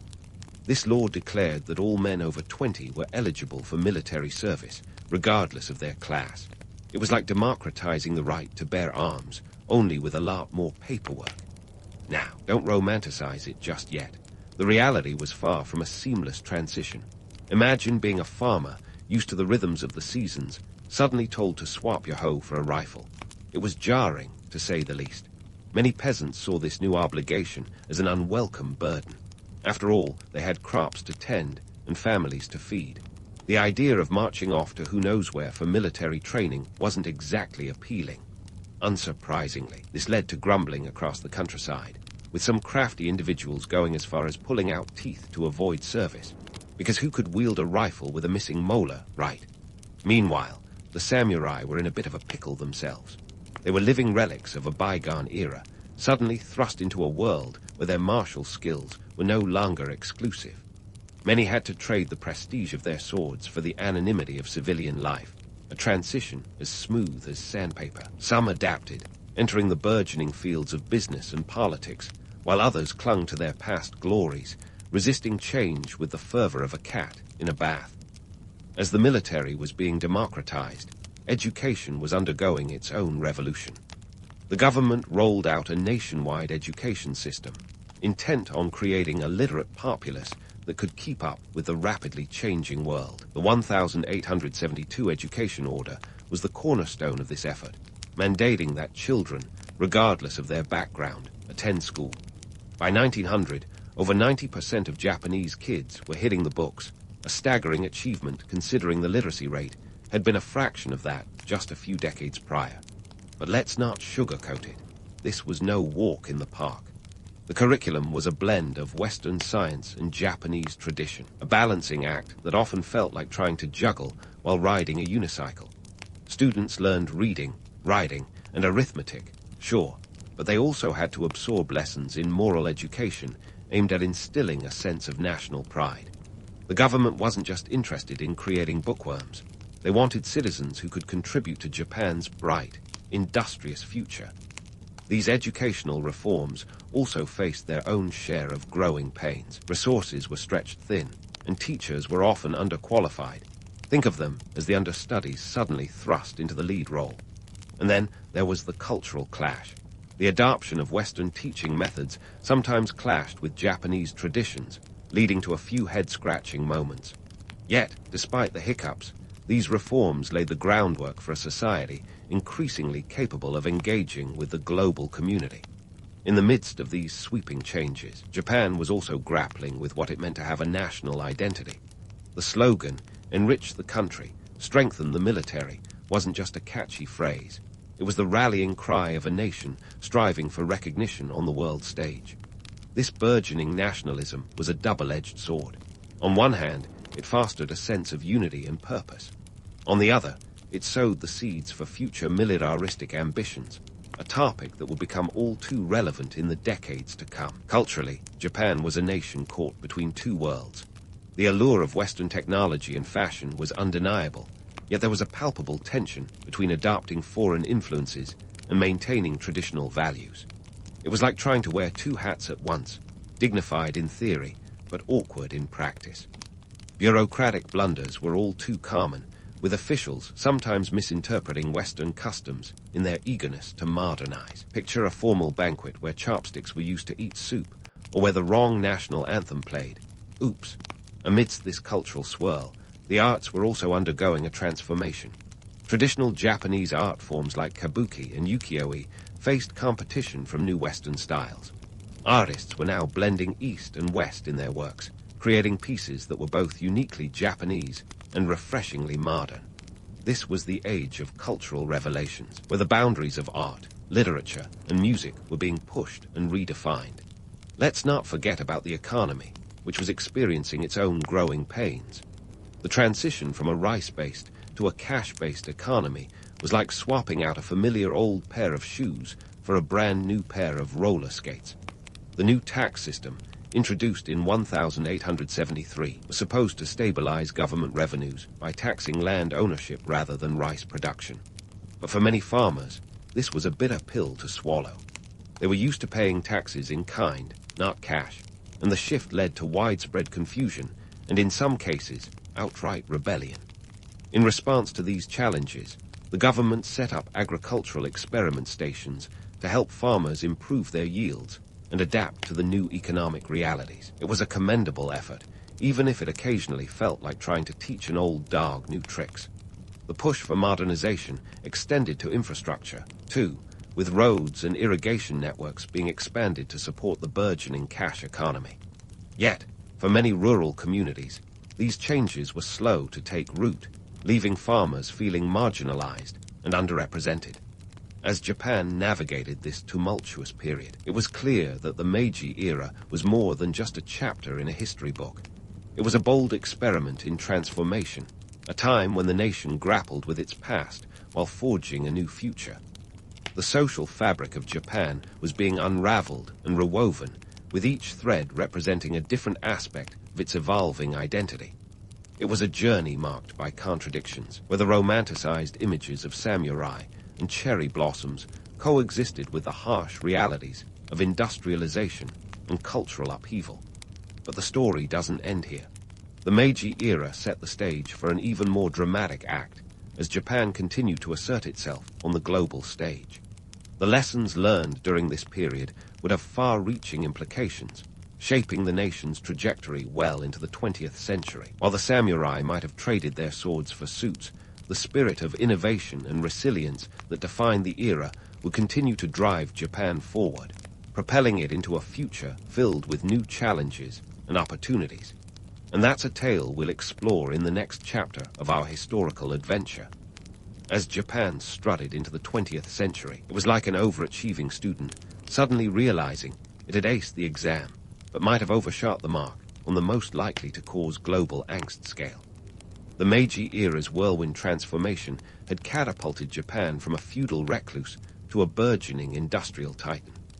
This metamorphosis wasn't just about shiny new railroads or factories. It was about Japan's audacious bid to elbow its way into the club of global powers. But here's the kicker. That very ambition, which made Japan the poster child for modernization, also planted some rather ominous seeds for the future. Let's set the scene. It's the turn of the century, and Japan's military prowess is strutting down the runway like it's Fashion Week in Milan. The Sino-Japanese War of 1894-95 and the Russo-Japanese War of 1904-05 weren't just skirmishes. They were Japan's coming-out party. These conflicts showcased a military that had been transformed from a ragtag collection of samurai to a lean, mean, industrialized machine. Japan's victory over Russia, in particular, sent shockwaves around the globe. After all, when was the last time an Asian power toppled a European giant? Spoiler, never. But this newfound military might wasn't just about flexing muscles. It was a statement of intent. Japan was here to play, and it wasn't interested in sitting on the sidelines. With victories came territories. Korea, Taiwan, and parts of Manchuria found themselves under Japanese control faster than you could say imperial ambitions. Yet this expansion wasn't merely about land. It was about resources.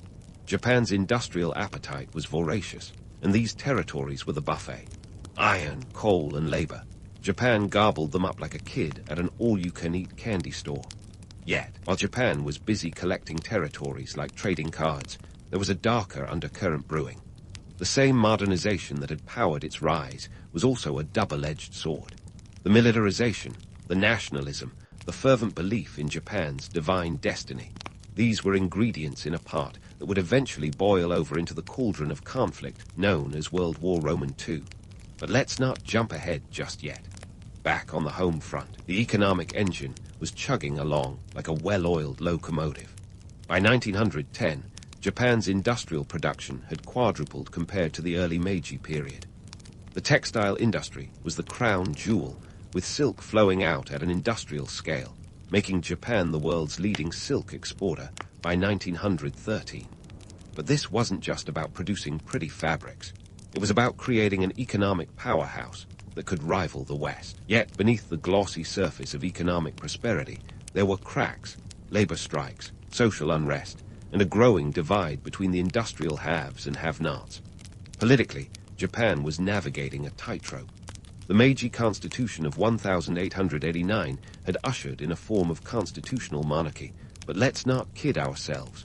It was democracy with a lot of fine print. The emperor still held considerable sway, and the oligarchs, known as the genro, were the puppet masters pulling the strings behind the scenes. It was a delicate dance of power, where the facade of modern governance masked the reality of old-school political maneuvering. Culturally, Japan was still wrestling with its identity. The allure of the West was undeniable, yet there was a yearning to preserve the essence of what it meant to be Japanese. This cultural tug-of-war played out in everything from literature to architecture.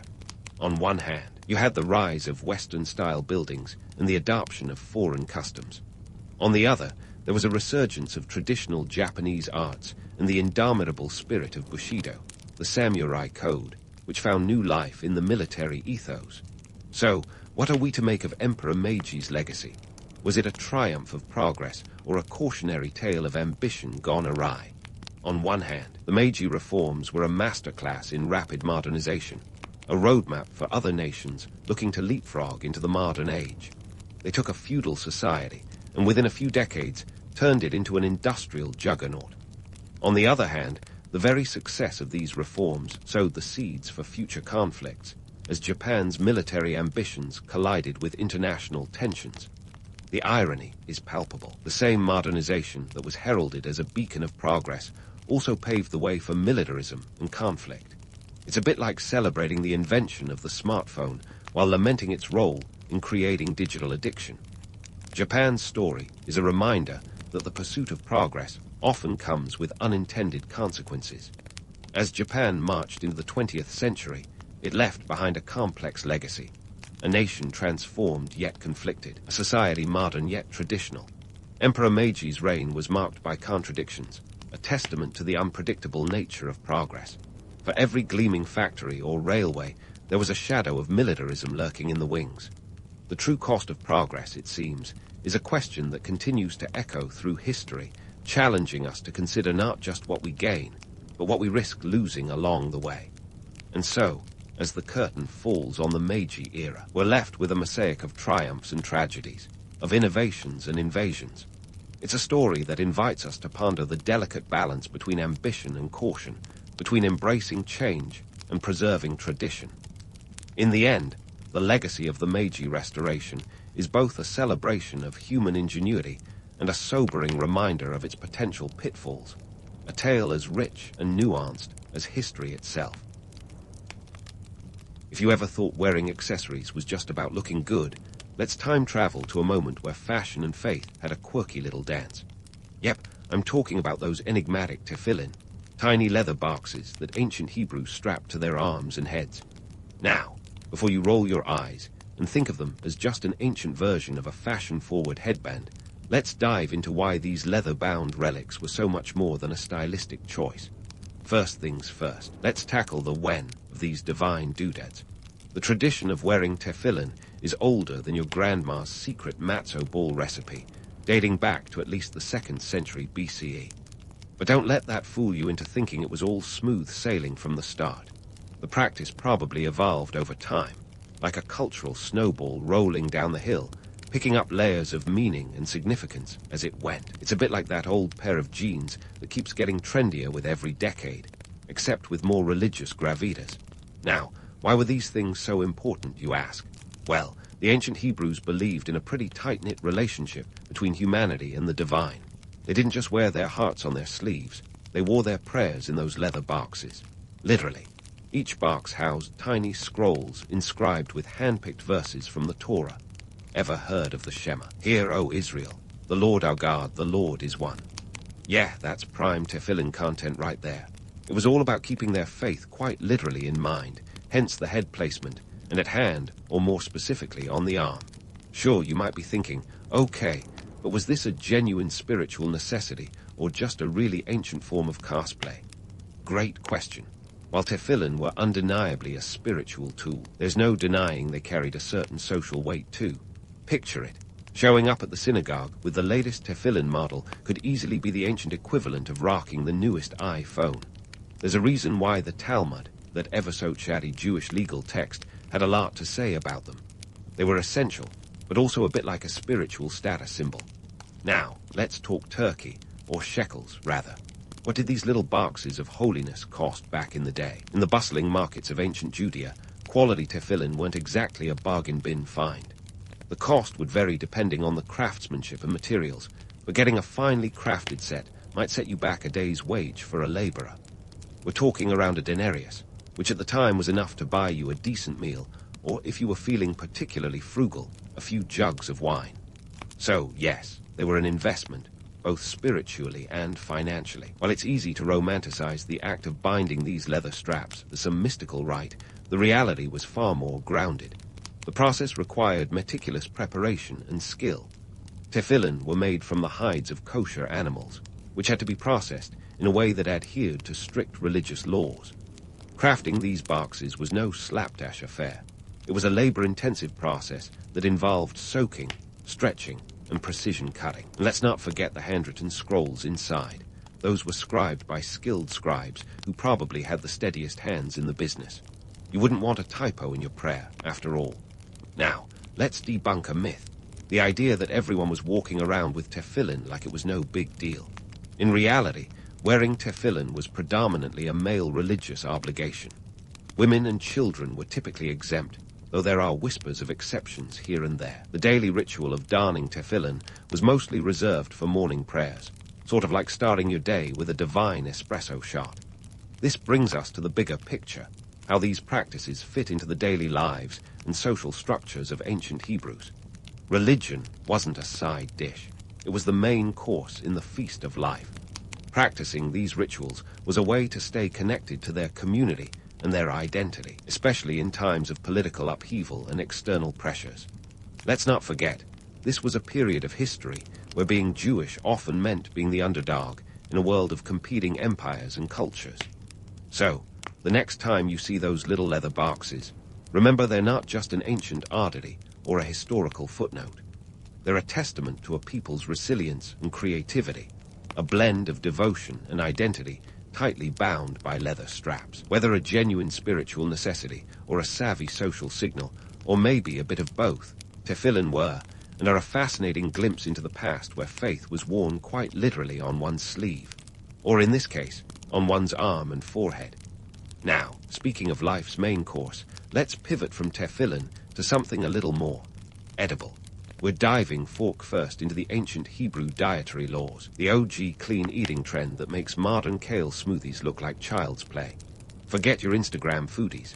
These ancient Hebrews were the real pioneers of eating with purpose. And not just any purpose. Their menu was a divine mandate with a side of practicality. So why were certain animals kosher, while others got the boot? Spoiler alert. It wasn't just about divine taste tests or celestial Yelp reviews. First, let's dish out some context. These dietary laws, or kashrut, are ancient, like older than your great-great-great-grandma ancient. We're talking at least as far back as the Babylonian exile in the 6th century BCE. In the famous Torah, the books of Leviticus and Deuteronomy serve up a detailed menu of do's and don'ts that would make any modern nutritionist's head spin. Now, before you think this was just about religious piety, let's chew on some practical tidbits. These laws weren't pulled out of thin air. They were rooted in economic, health, and social considerations that made perfect sense for people navigating the rocky road of ancient life. Economically speaking, adhering to kosher laws wasn't just a spiritual choice. It was a savvy move in resource management. Take pigs, for instance. They're the poster children of non-kosher animals. Why? Pigs were high-maintenance divas of the animal world. They required more water and food than they were worth, especially in the arid landscapes of ancient Israel. Plus, they had a knack for spreading diseases faster than gossip in a Roman bathhouse. So, while bacon might have been a tasty temptation, the economic and health risks made it a no-go. Instead, the ancient Hebrews opted for animals like sheep and goats, which were low-maintenance, high-yield, and could turn a barren landscape into a buffet. Talk about getting more bang for your shekel. Now, let's not forget the health angle. Eating kosher wasn't just about following divine orders. It was about survival. The laws of kashrut included rules like avoiding shellfish and scavengers, creatures that were more likely to carry diseases that could turn a lively feast into a farewell party. In a time when the closest thing to antibiotics was a prayer, these rules were a life raft in a sea of potential epidemics. So, while some might see these laws as restrictive, the ancient Hebrews saw them as a recipe for living longer, healthier lives. Think of it as the paleo diet with a divine endorsement. But wait, there's more. These dietary laws weren't just a matter of economics or health. They were a social glue that held communities together. In a world where being Jewish often meant standing out, these rules were a way to foster a unique identity. Picture this. You're in a bustling marketplace in ancient Judea, surrounded by a melting pot of cultures and cuisines. While others might indulge in whatever was on the menu, following kosher laws was a way for the Hebrews to say, "This is who we are, and we're sticking to it." It was a culinary banner of identity, waving proudly in the face of cultural assimilation. Now, let's poke a little fun at the ancient foodies who took these laws to the next level. Imagine a dinner party where the host is like, "Sorry, the shrimp cocktail is off limits, but have you tried this delicious low-cost casserole?" Yes, locusts were kosher. Why, you ask? Because they were a crunchy, protein-packed snack that was abundant and easy to catch. Plus, when life gives you plagues of locusts, you might as well make a meal out of it, right? It's like the ancient Hebrew version of, if you can't beat 'em, eat 'em. And then there's the whole fish with fins and scales rule. Forget about your fancy sushi rolls with eel or octopus. Those were a no-go. Instead, Hebrews were dining on fish like carp and tilapia, which were plentiful in local waters. This wasn't just about sticking to the rules. It was about sustainability and making the most of local resources. It's almost like they were ancient pioneers of the farm-to-table movement, only theirs was more seed-a-setter. Before we wrap up this culinary journey, let's debunk a myth. The idea that these laws were just arbitrary divine decrees. Sure, the Torah doesn't come with footnotes explaining each rule, but scholars have long pointed out the practical wisdom behind them. These dietary restrictions were like a survival guide for people navigating the harsh realities of their environment. They weren't just about spiritual purity. They were a pragmatic approach to living in a world where foodborne illnesses and resource scarcity were very real threats. So there you have it, the ancient Hebrew take on clean eating. Part divine decree, part survival strategy. These dietary laws helped shape the identity and resilience of a people who were often the underdogs in a world of empires. Whether it was about preserving health, managing resources, or maintaining a distinct cultural identity, kashrut was a recipe for survival and success. And as we continue to explore these ancient rituals, remember that behind every rule and restriction, there's a story of resilience and resourcefulness that still resonates today. But don't put down your fork just yet. There's more to this ancient Hebrew lifestyle that we'll uncover in the next course.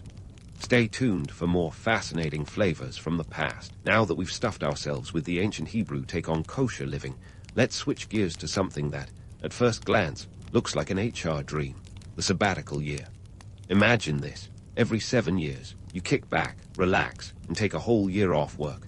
Sounds like a utopia plucked straight from the dreams of overworked millennials, right? But before you start packing your bags for an ancient Hebrew-style sabbatical, let's unpack what's really going on here. First, let's get our historical bearings straight. We're not talking about a modern vacation where you sip margaritas on a beach. The sabbatical year, or SH-meter, as it's known in Hebrew, was a mandatory rest period for the land, not necessarily for people. This practice, enshrined in the Torah, dates back to as early as the 6th century BCE, around the time the Hebrews were getting cozy, or not so cozy, back in the land of Israel after the Babylonian exile. The idea was simple yet profound. Every 7th year the land was to lie fallow. No sowing, no pruning, zilch. The land got a breather, and in theory so did the farmers. But like any good plot twist, reality had a way of complicating things. Economically, the SH-meter year was less about leisure and more about survival. Picture this. You're a farmer in ancient Israel, and your livelihood depends on the crops you grow. Suddenly, you're told to start farming for an entire year. What do? Stockpile like it's the Iron Age's version of Costco. Farmers had to plan meticulously, storing enough produce to last through the sabbatical year, and hoping that the 6th year harvest would be bountiful enough to cover the gap. If Mother Nature threw a tantrum and the harvest was poor, well, you had a problem that even the best-laid plans couldn't solve. Now, let's talk political power plays. This wasn't just about agricultural practices. It was a clever social equalizer. During the SH-meter year, debts were supposed to be forgiven. That's right. If you owed someone a hefty bag of shekels, the slate was wiped clean. In theory, this prevented economic disparity from spiraling out of control. But in practice, the wealthy had their tricks. Enter the prosbol, a nifty little legal loophole that allowed the rich to sidestep debt cancellation by transferring debts to the court, and then collecting them post-sabbatical. So much for egalitarianism, huh? But why did the ancient Hebrews go through all this trouble? Well, the sabbatical year was as much about faith and morality as it was about economy and politics. It was a tangible reminder of their relationship with Yahweh, a divine mandate to trust that the Almighty would provide. It was a spiritual reset button, a time to let go of earthly worries and focus on more celestial matters. Of course, this didn't mean everyone spent the year in deep meditation and philosophical debates. Most folks had to hustle to get by, relying on trade, crafts, and other non-agricultural work to make ends meet. The romantic idea of the sabbatical year as a blissful break is a modern fantasy. For ancient Hebrews, it was a test of faith, a social experiment, and an economic challenge, all rolled into one. And while it might sound appealing to put the plow down and relax, the reality was they had to be more resourceful than ever. Picture a farmer stressing over his stored grain supply like a modern-day stockbroker watching market trends. This brings us to the social dynamics at play. The SH-meter year was supposed to be a time when everyone, regardless of status, could access the land's produce. Fields were open to all, and whatever grew naturally could be picked by anyone. It was an agrarian free-for-all, a communal buffet where everyone could graze on equal terms, at least in theory. But let's not kid ourselves. Human nature being what it is, there were likely more than a few territorial disputes over who got the best figs. While the SH-meter year was a bold attempt to balance society and give the land a well-deserved break, it wasn't without its critics. Some saw it as an impractical relic, a utopian ideal that clashed with the harsh realities of survival. Yet, for others, it was a vital part of their cultural and religious identity, a way to reinforce communal bonds and trust in divine providence. So, was the sabbatical year a quaint tradition or a revolutionary concept? The truth, as always, lies somewhere in between. It was a multifaceted institution born out of necessity and faith, a testament to the complex relationship between humanity, the land, and the divine. And while the ancient Hebrews might not have had the luxury of a year-long vacation, they did have a system that, at its best, aimed to foster a sense of unity and resilience in the face of adversity. As we continue to explore the peculiarities of ancient Hebrew life, remember that these rituals and practices were more than just historical curiosities. They were the building blocks of a society that managed to carve out a unique identity in a world that often threatened to overwhelm them. But don't pack up your time travel gear just yet. There's still more to uncover in this fascinating saga of faith, survival, and the pursuit of balance between the earthly and the divine. Stay tuned, because the next chapter will dive into another day in the life of the ancient Hebrews, where tradition meets innovation in unexpected ways. Now, let's take a detour from agrarian free-for-alls and dive headfirst into a practice that could make a daytime soap opera look like a kindergarten play: levirate marriage. Cue the dramatic music, because we're about to explore a mix of family drama, legal nuances, and societal expectations that would make even Shakespeare raise an eyebrow. Levirate marriage, or Yibum in Hebrew, wasn't your typical love story. In fact, love was often the least of anyone's concerns. Imagine this scenario. You're an ancient Hebrew woman, your husband has died without leaving a male heir, and according to custom, you're expected to marry his brother. Yes, you heard that right. Marriage wasn't just a contract between two lovebirds, but a community affair with survival and inheritance on the line. This practice dates back to at least the 13th century BCE, as evidenced in the Torah. It was less about romance and more about safeguarding family lineage and property. In a world where a man's name and assets were everything, leaving no male heir was akin to a family disaster. Enter the brother-in-law, stage left, to save the day, or at least the family name. Now, let's cut through the romantic fog and look at the cold, hard facts. The main goal of levirate marriage was to produce a son who could carry on the deceased brother's name and inherit his property. No pressure, right? This wasn't just a nice family tradition, it was a legal necessity. Without a male heir, property could easily slip out of the family's grasp, leading to economic instability and social chaos. But hold your horses, because where there's a law, there's a loophole. If the surviving brother was less than thrilled about the whole arrangement, there was a way out. Enter halitza, a ritual that involved the widow removing the brother's sandal and spitting on the ground. Sounds a bit like a medieval breakup, doesn't it? This public ceremony signaled his refusal, freeing the widow to marry someone else. Not exactly Cupid's arrow, but it got the job done. Before you start thinking these arrangements were devoid of any personal choice or drama, consider the social dynamics at play. In a tight-knit community where everyone knew everyone else's business, personal relationships and family alliances could complicate matters. Marrying a brother-in-law you despised. Awkward.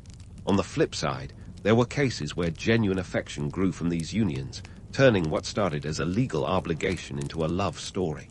See, even ancient Hebrews had their fair share of romantic twists.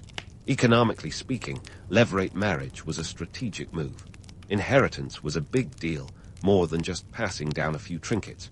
We're talking about land, livestock, and the financial stability of entire families.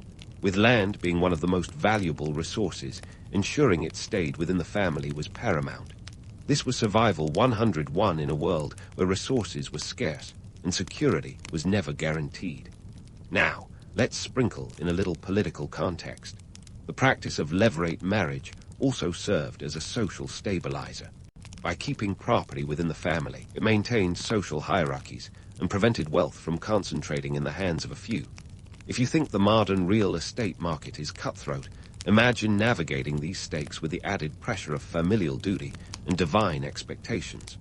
But not everyone was on board with this system. As with any tradition, there were critics who saw levirate marriage as outdated, oppressive, or just plain awkward. Over time, the practice waned in popularity, especially as legal systems evolved and other forms of inheritance became more prevalent. Yet, for centuries, it was a cornerstone of Hebrew society, a testament to the lengths people would go to preserve family lineage and property.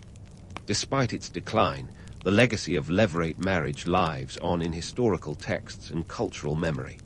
It's a reminder of a time when marriage was as much a strategic alliance as it was a personal commitment. So, the next time you think your family's holiday dinners are complicated, just remember, at least you're not navigating the intricacies of levirate marriage. As we peel back the layers of ancient Hebrew life, it's clear that these practices were more than just quaint traditions. They were the backbone of a society, striving to maintain its identity and stability in a world that often threatened both. So, while today's marriage laws have evolved, the echoes of levirate marriage remind us that the interplay between love, duty, and survival is as old as civilization itself. But don't unlace those sandals just yet. There's more to explore in the world of ancient Hebrew customs. Next up, we'll dive into the fascinating realm of their legal system, where justice wasn't blind, but deeply intertwined with faith and community. Stay tuned, because things are about to get even more intriguing. So, we've strolled through the labyrinth of ancient Hebrew customs, from leather-bound prayers to the tangled web of levirate marriage. But now, let's kick off our sandals and step into a realm where faith, farming, and festivities collide in a glorious, earthy symphony. Welcome to the agricultural festivals of the ancient Hebrews, where the line between work and worship was blurrier than a wine-soaked scroll. These festivals were the ancient equivalent of a community potluck with a celestial guest list. Think less of flower crowns and more of sheaves of wheat. Let's start with the big three: Passover, Shavuot, and Sukkot. Each had its own vibe, purpose, and of course, economic perks that would make even the savviest of ancient accountants nod in approval. First up, Passover, or Pesach, which might sound like an ancient escape room scenario, given its origins in the Exodus story. The festival commemorated the Hebrews' liberation from Egyptian bondage, and it was a time when lambs were both sacrificial offerings and the main course. Picture ancient households procuring a lamb, enough to feed a family, and perhaps a few neighbors, making sure not a morsel went to waste. Given the cost of livestock, this was no small feat. A lamb could cost you anywhere from a quarter to half a denarius, a hefty sum if your pockets were lined with more lint than silver. Economically, Passover was a bit of a spring cleaning for the pantry. Out with the old leavened bread, and in with the new, unleavened kind, matzah, the cracker of liberation. This wasn't just a spiritual affair, it was a logistical one, ensuring the granaries were fresh and ready for the new harvest. While some might see the unleavened bread as a culinary letdown, it was a practical solution to an age-old problem: stale grains. Next, we hit the festival of Shavuot, or the Feast of Weeks. This was a celebration of the wheat harvest, which doubled as a divine thank-you note for the bounty of the fields. While modern-day Shavuot might conjure images of cheesecake and dairy delights, its ancient counterpart was more about the first fruits, literally. Farmers would present the first and finest produce of their harvest at the temple, a gesture of gratitude that also doubled as a communal potluck. Now, before you start imagining a quaint farmer's market scene, let's delve into the economics. Offering the first fruits wasn't just a spiritual gesture, it was a statement of faith in the upcoming harvest. By giving away the best, farmers demonstrated their trust in future abundance. This wasn't blind optimism, it was a calculated risk, one that underscored their dependence on nature and the divine for survival. Missing this festival could mean missing out on divine favor, a gamble few were willing to take. But let's not forget the grand finale, Sukkot, the Feast of Tabernacles. This was the ancient Hebrew version of an extended camping trip with a side of religious fervor. For 7 days, people lived in temporary shelters called Sukkot, recalling the nomadic lifestyle of their ancestors. It was a time to celebrate the fruit harvest, and yes, there was plenty of wine involved. Historians suggest that this was one of the more joyous occasions, a time when even the most stoic could be found with a bit of a wine-induced glow. From a practical standpoint, Sukkot was a breather after the heavy lifting of the harvest season. It was a communal pause to enjoy the fruits of labor, both literally and metaphorically. Economically, it was a time to reflect on the harvest, plan for the future, and engage in trade, as people from all over gathered to celebrate. Let's debunk a myth here. While the festival was indeed a spiritual gathering, it was also a prime opportunity for economic exchange. If you wanted to trade those extra figs for some olives, this was your moment. Behind the festivities, there lurked a deeper significance. These festivals were not just about filling bellies and coffers. They were about forging a communal identity. In a world rife with external pressures and cultural temptations, these gatherings reinforced what it meant to be part of the Hebrew community. They were the glue that held society together, sticking it to the man, be it pharaohs, Caesars, or anyone else who dared challenge their way of life. Let's not romanticize it too much, though. These celebrations, while vibrant, were not without their share of squabbles and logistical headaches. Imagine coordinating a massive feast where everyone is invited, but no one agrees on the seating chart. Yet, these were valuable lessons in diplomacy and community management, skills that were as vital then as they are now. So, As we wrap up our exploration of ancient Hebrew life, what can we take away from their agricultural festivals? They were a testament to human resilience, creativity, and the unyielding spirit to find meaning in the mundane. These festivals were more than just ancient parties. They were a cornerstone of cultural continuity, a celebration of survival against the odds. In the end, the legacy of these festivals is a reminder that even in the harshest of times, there's room for joy, community, and a little bit of revelry. Whether it's through a shared meal, a communal prayer, or a spirited dance, these ancient practices teach us the enduring power of coming together in celebration of life's simplest, yet most profound, gifts. And while we may no longer live in Sukkot or worry about leaven in our bread, the essence of these festivals lives on in the way we gather, celebrate, and find meaning in the world around us. So here's to the ancient Hebrews, pioneers of the potluck with a spiritual twist, whose legacy of resilience and community spirit continues to inspire us today. If you woke up one chilly Scandinavian morning in the Viking Age, expecting a breakfast fit for a mighty warrior, you might need to adjust your expectations. Forget the fantasy of feasting on a giant haunch of roast beast, guzzling mead from a horn as wide as your arm. Nope, your breakfast is porridge. That's right. The staple of every sensible Viking household was a humble bowl of oats, or maybe barley, if you were feeling fancy. And if your luck was particularly shining like the auroras, you might even get a splash of honey on top. But let's not get carried away with the sweetness. Honey wasn't exactly overflowing like the fjords. It was a luxury, not a pantry staple. So, why the grainy start? Well, the Vikings were more about farming than fighting, despite what Hollywood might have you believe. Around 80% of Scandinavians were farmers. They were the original multitaskers, juggling the roles of sowers, reapers, and occasional raiders, depending on the season. The soil was their battlefield, and the plow their weapon of choice. And speaking of seasons, these dictated every move. From the sowing in spring to the harvest in autumn, everything revolved around the whims of nature. Winter was like the world's longest coffee break, minus the coffee, because coffee beans hadn't yet made their Nordic debut.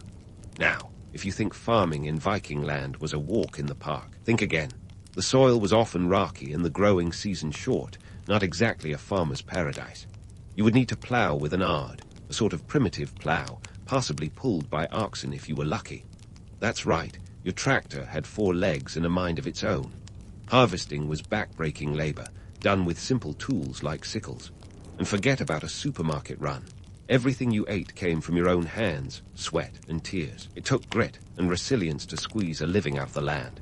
And while we're here, let's address the elephant, or should I say, the dragon ship, in the room, the Viking warrior myth. Sure, the Vikings were fierce warriors, but they didn't spend every waking moment pillaging monasteries and setting sail for foreign shores. Most of them were too busy tilling fields to be full-time fighters. The romantic image of the Viking as a relentless raider is, well, a bit of a stretch. When they did go a Viking, it was often out of necessity, not just for the thrill of conquest. Scandinavia wasn't exactly the land of milk and honey, so they looked elsewhere for resources and wealth. But let's get back to your breakfast. As you sit there with your bowl of porridge, you're reminded that food wasn't just sustenance, it was a social glue. Meals were communal, a time to gather and share stories, maybe even boast a little about the size of your last catch or the richness of your harvest. And while you were chewing on that porridge, you might be planning your day, which could involve anything from mending fishing nets to repairing that leaking roof on your longhouse. Because let's face it, being a Viking was less about glamorous battles and more about day-to-day survival. So, as you set down that empty bowl, ready to tackle whatever the day throws your way, remember this. The real Viking adventure was living each day with resilience, adapting to the land and the seasons. It was about finding a balance between the harshness of nature and the warmth of community life. And maybe, just maybe, dreaming of a time when breakfast might include a little less porridge and a bit more honey. As you scrape the last morsel of porridge from your bowl, the day's agenda slowly unfolds. Welcome to the Viking workshop, where the clang of hammers and the sizzle of molten metal mix with the earthy tang of sweat, kind of like an ancient blacksmithing symphony. Here, you're not just making instruments of war like swords and axes, but tools for daily survival. Yep, those iconic Viking axes weren't just for splitting enemy skulls. They were also handy for chopping firewood or building that new longship you've been dreaming about. Now, let's talk economics, because even Vikings had to worry about the bottom line. The Viking Age wasn't just about brute strength, it was also about financial savvy. Take metalwork, for instance. Iron wasn't lying around like seashells on the shore, it was a precious commodity. Crafting a decent sword could set you back the equivalent of about 24 cows. That's a lot of moolah, literally. So, when you see a Viking with a sword, not just looking at a warrior, you're looking at someone who's made a significant investment. It's like spotting someone today with a top-of-the-line sports car. But where did all this metal come from? The Viking world was a network of trade routes stretching further than your favorite Instagram influencers' travel pics. We're talking about a reach that extended from the chilly fjords all the way to the sun-drenched markets of Baghdad. That's right. The Norse were the original globetrotters, bartering fur, amber, and of course, those coveted metal goods. They weren't just raiding for the thrill. They were savvy businessmen looking to diversify their portfolios. Back in the workshop, you're not just a blacksmith. You're an economist, a craftsman, and a trader. Every piece you make could find its way to a bustling marketplace where it might fetch a handsome price. It's not just about making ends meet. It's about making connections across continents. Think of it as LinkedIn, but with more axes and less awkward networking events.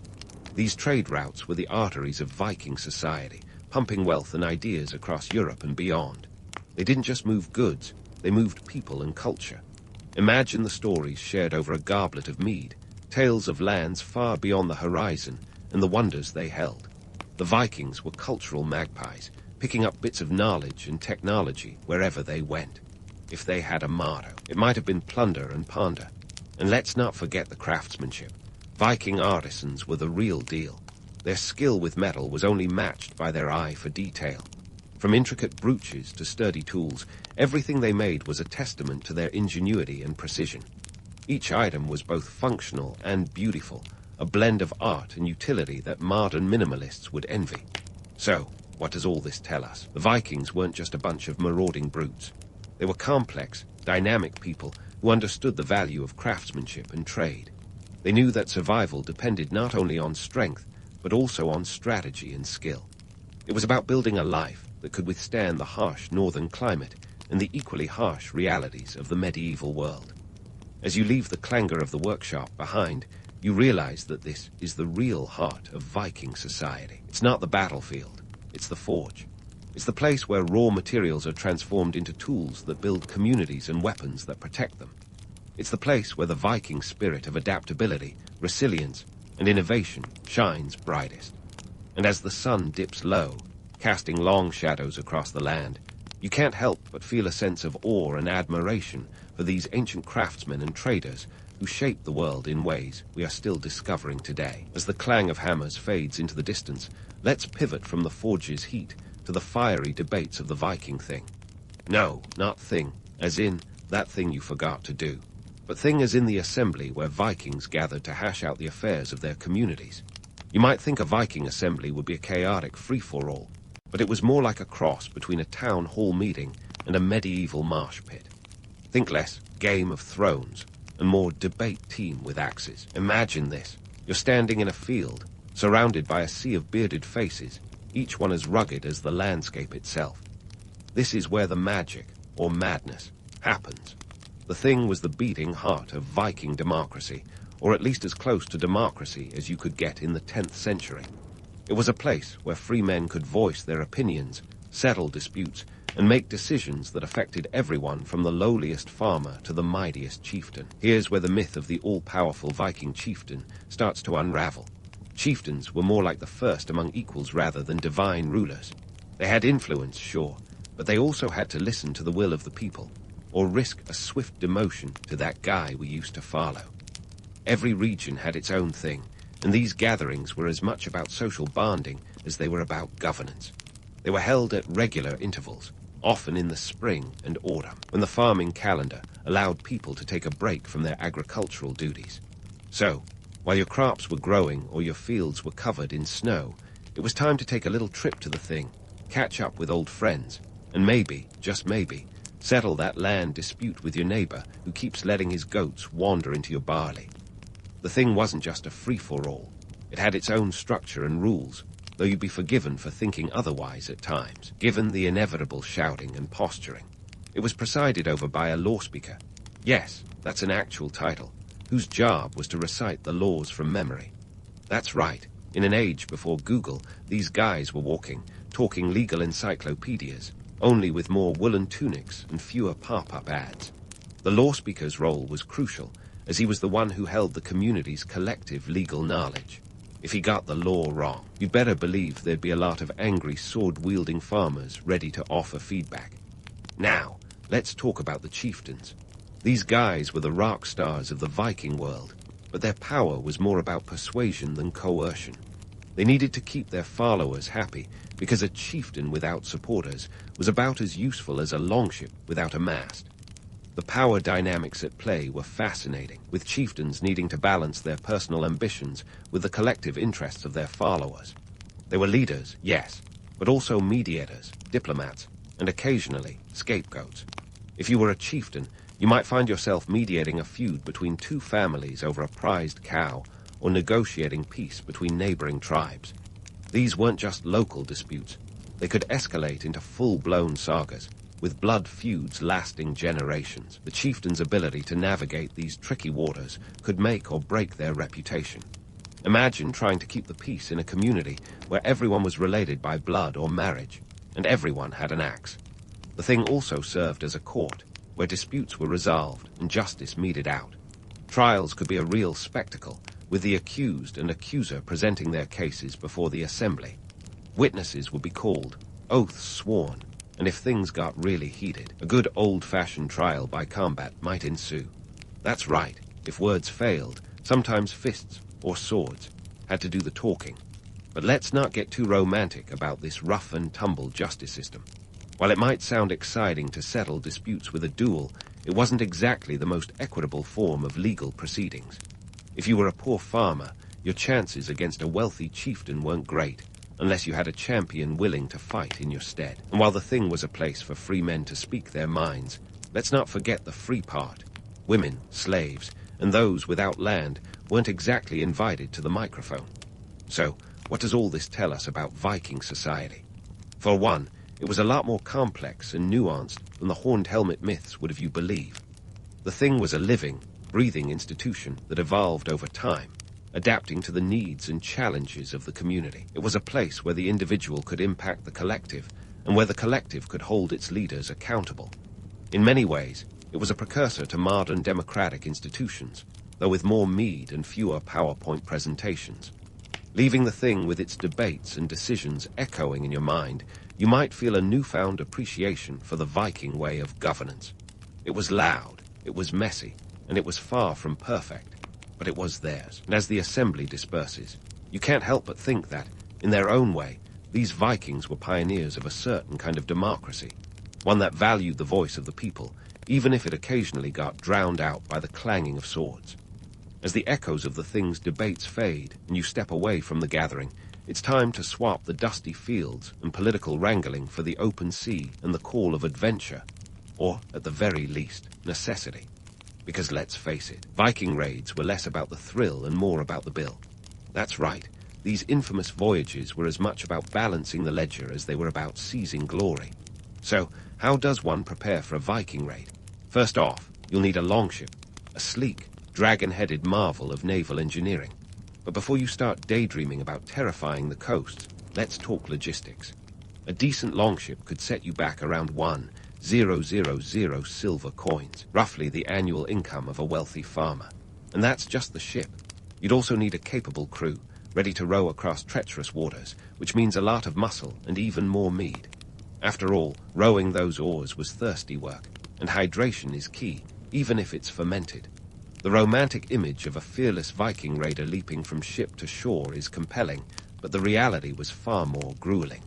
Longships, while revolutionary in design, were essentially giant open canoes. Picture yourself crammed onto a wooden bench, shoulder to shoulder, with no cabin to escape the elements. Rain, wind, and waves were your constant companions, and seasickness was as inevitable as the sunrise. Add to this the navigational challenges of the time. No GPS or compasses, just the sun, stars, and maybe a raven or two for guidance, and it becomes clear that Viking raiding was less about glory and more about guts. Now, let's dissect the economics of plunder. Sure, the idea of pillaging a monastery sounds like a quick way to make a buck, but the loot wasn't always as glamorous as you'd think.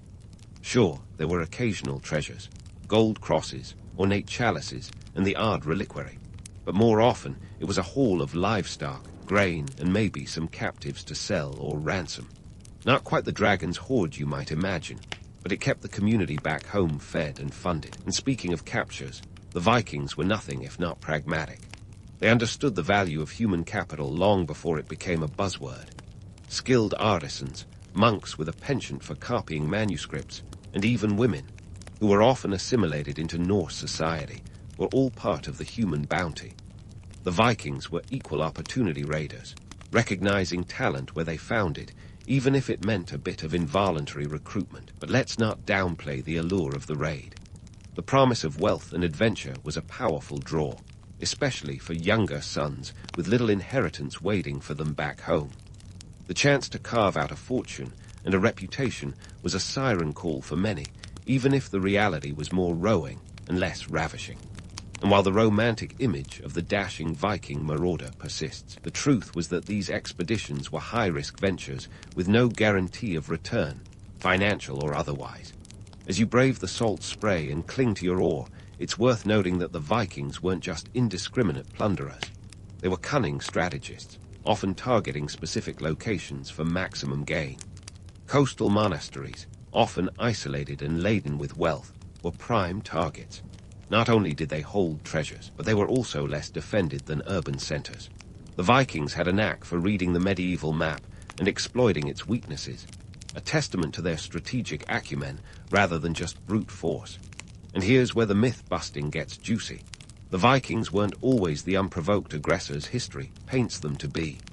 Often, their raids were retaliatory, sparked by prior conflicts or broken agreements. They were as much a part of the political chessboard of medieval Europe as any king or emperor, maneuvering for position, resources, and influence. As the longship cuts through the waves, it's clear that these voyages were about survival as much as they were about conquest. With limited resources at home and a growing population to feed, the seas offered both opportunity and necessity. The Vikings were adept at reading the winds of change, both literal and metaphorical, making them formidable opponents and savvy entrepreneurs. Returning to shore after a successful raid, or even a failed one, meant more than just unloading the spoils. It was about reinvesting in the community, sharing the wealth, and planning the next venture. The Vikings were not just warriors. They were community leaders, ensuring that the fruits of their labor, however acquired, benefited their kin and clan. So, as you step back onto dry land, the taste of salt still lingering on your lips, you get a sense of the real Viking spirit. It wasn't just about the raids or the riches. It was about resilience, adaptation, and the relentless pursuit of opportunity. The Vikings were masters of the sea and savvy navigators of the social and economic currents of their time. And as you shake off the sea spray and head back to the hearth, remember this.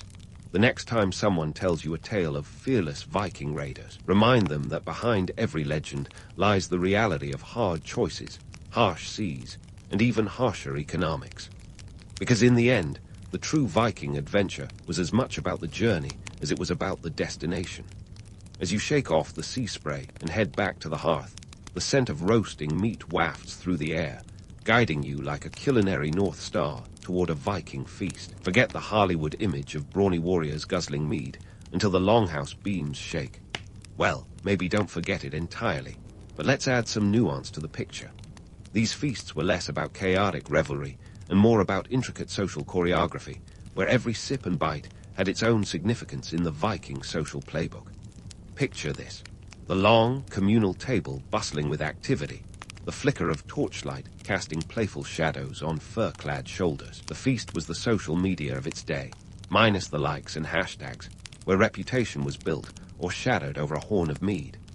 Reputation in Viking society was the original social currency. It was your ticket to alliances and your shield against foes. Whether you were a farmer boasting about your bumper barley harvest or a chieftain recounting tales of bravery at sea, The feast was your stage, and the audience was hungry for stories as much as roast pork and ale. Storytelling wasn't just entertainment, it was a strategic tool. Tales of heroic deeds and clever schemes weren't just about winning admiration, they were about setting benchmarks for behavior and preserving cultural values. Imagine the Skalds, those wandering poets, weaving sagas that tied the community together with threads of history and myth. They were the custodians of collective memory, their words echoing long after the embers had turned to ash. Of course, a little embellishment never hurt anyone. Why let the truth get in the way of a good story, right? And while everyone was busy listening to the latest epic or recounting their own adventures, don't overlook the silent power brokers of the Viking world, the women. Forget the notion of the Viking woman as a passive bystander. In reality, women wielded surprising influence, both at home and beyond. They managed households, controlled the keys to the barn where stores were kept, and often acted as de facto heads of the family while the men were off raiding or trading. They were also skilled weavers, producing textiles that were a significant trade commodity. This wasn't just a domestic chore, it was an economic powerhouse, fueling the Viking economy and facilitating trade across continents. In matrimonial matters, women weren't just pawns in a chieftain's game of alliances. They could own property, manage estates, and even initiate divorce if they deemed it necessary. In fact, the sagas are peppered with tales of formidable women who took charge of their destinies, wielding influence with as much precision as any sword. So, while the men might have been the face of Viking raids, the women were the backbone of Viking society, keeping the hearth warm and the community thriving. Now, let's take a moment to debunk the myth of the Viking as the unhygienic brute. Archaeological finds paint a picture of a people who took grooming seriously. Think tweezers, razors, and even combs made of bone. Personal appearance was tied to reputation, and a well-groomed Viking was a respected one. And speaking of appearances, let's bust another myth, those horned helmets. Zero evidence supports the idea they ever existed outside of Wagnerian opera. Sorry, metalheads, and Ren Fair enthusiasts, your iconic look might need a historical revision. As the feast winds down, and the stories give way to the soft murmur of conversations, it's worth reflecting on the enduring allure of the Viking Age. There's a reason the Viking legend persists, a heady mix of adventure, freedom, and a touch of danger. It's the romantic idea of a life lived on the edge, where every day was a new challenge, and every night a chance to celebrate survival. But beneath the romance lies the gritty reality of a harsh and demanding world, where survival often depended on the resilience of the community and the ingenuity of its people. So, what do we take away from this whirlwind tour of Viking life? For one, the Vikings were far more than the raiders of popular imagination. They were farmers, traders, and artisans, deeply connected to their land and each other. They were pioneers of trade networks that spanned continents and innovators in shipbuilding, crafting vessels that could navigate both stormy seas and shallow rivers. They were storytellers and strategists, using words and wit as much as weapons to shape their world. In the end, the true legacy of the Vikings is found not just in their conquests, but in their ability to adapt and thrive in a world of constant change. They were a people who understood the power of community, the importance of reputation, and the necessity of resilience. As you leave the warmth of the longhouse, the echoes of laughter and song still ringing in your ears, you carry with you a newfound appreciation for this remarkable era, a time when the line between myth and reality was as fluid as the sea that carried the Vikings to the farthest reaches of their world. And so, with the feast behind you and the night stretching ahead, you walk away with the knowledge that the Viking Age was as much about survival and community as it was about adventure and exploration. It was a time when the world seemed boundless and the possibilities infinite, a time when the only limit was the horizon and the courage to sail beyond it. The rooster crows, and you're already awake. After all, you're a samurai in 16th century Japan, not some sleepy merchant who can afford to hit snooze. Your day begins in the shadow of your modest country estate, more of a wooden house with a garden than the epic castle you might have pictured. But hey, it's not about the size of the estate. It's about the honor within it, right? First things first, you slip out from under a futon that's seen better days. It's the early morning chill that wraps around you, reminding you that comfort isn't high on the samurai priority list. The tatami mats creak softly beneath your feet as you head to your meditation spot. Meditation, you see, isn't just about finding inner peace. It's a way to prepare for the chaos that life, or rather, a feudal lord, might throw at you. You sit cross-legged, eyes closed, focusing on your breathing. Inhale, exhale, and maybe, just maybe, you'll reach a state of zen that'll help you not lose your cool when your daimyo demands more rice than your lands can produce. Speaking of lands, let's clear up a common misunderstanding. Being a samurai doesn't mean you're rolling in koku. A koku, by the way, is the amount of rice needed to feed one person for a year, roughly 150 kilograms. You own some land, sure, but it's not exactly prime real estate. You're not in it for the money, though. You're in it for the bushido, the way of the warrior, and that means loyalty, honor, and all those other noble-sounding words that don't keep the pantry stocked. After your meditation, it's time for sword practice. You head outside, where the morning mist clings to the air like a stubborn ghost. Your katana, a masterpiece of folded steel, is your pride and joy. It's also a bit of a diva, requiring regular maintenance and polishing, but worth every man, a copper coin in circulation. You know what they say. A dull blade leads to a dull warrior. Swinging it through the air, you perform a series of kata, each movement precise and deliberate. It's a dance, really, and you're both dancer and choreographer. But unlike your modern-day equivalents who dance for TikTok likes, you do it for survival. As you practice, you can't help but think about the economic realities gnawing at the back of your mind. Sure, you've got a stipend from your daimyo, but let's be real. It's barely enough to cover the essentials. Armor isn't cheap. One suit of yoroi could set you back about 2 to 3 koku. And that's just for the basic model. Want something more elaborate? Be prepared to fork over a small fortune. Then there's the cost of maintaining your horse, your household, and let's not forget all those social obligations. Tea ceremonies don't fund themselves, after all. You sheathe your sword and head back inside, where breakfast awaits. It's simple but hearty, usually consisting of rice, pickles, and miso soup. You eat swiftly, mindful of the day's demands. The food fuels not just your body, but also your spirit, even if it's not the Instagrammable avocado toast of the 16th century. As you finish your meal, you ponder the strict social hierarchy that defines your existence. At the top is the shogun, the military leader who wields more power than the emperor himself. Below him are the daimyo, regional lords who can make or break your career with a single whim. And then there's you, the samurai, a warrior beholden to both honor and hierarchy. It's a system that keeps you in check, but also gives your life a structure, a sense of purpose. You're not just a cog in the feudal machine, you're a cog with a sword. So there you have it, the morning of a samurai, steeped in tradition, bound by duty, and fueled by rice. It's a life that demands discipline, resilience, and yes, a bit of financial savvy. Because while honor might be priceless, a new set of armor definitely isn't. So you've fueled up on rice and miso, your spirit as fortified as your body, and now it's time to make your way to the dojo. Ah, the dojo, a place revered, feared, and yes, occasionally loathed. It's where the magic happens, or at least where you endure enough sweat and bruises to make it seem magical. Unlike the serene, one-on-one duels depicted in movies, training here is more like the rigorous boot camps of modern times. You see, being a samurai isn't just about swinging a sword with poetic precision. Nope, it's about mastering a whole buffet of martial arts, each as demanding as the last. First on the agenda is kenjutsu, or the art of the sword, which sounds as elegant as a ballet, but is as brutal as a rugby match. Kenjutsu isn't just about slicing through the air like some sort of medieval Zorro. It's a science, a choreography of combat that requires precision, strategy, and the kind of focus usually reserved for tightrope walkers. You're not just learning how to wield a katana, you're learning how to predict an opponent's next move, to read their stance like a poker hand. Now, while your sword might be the star of the show, it's not the only act in town. Enter Kudo, the art of archery. It's the sniper's game, requiring steady hands and even steadier nerves.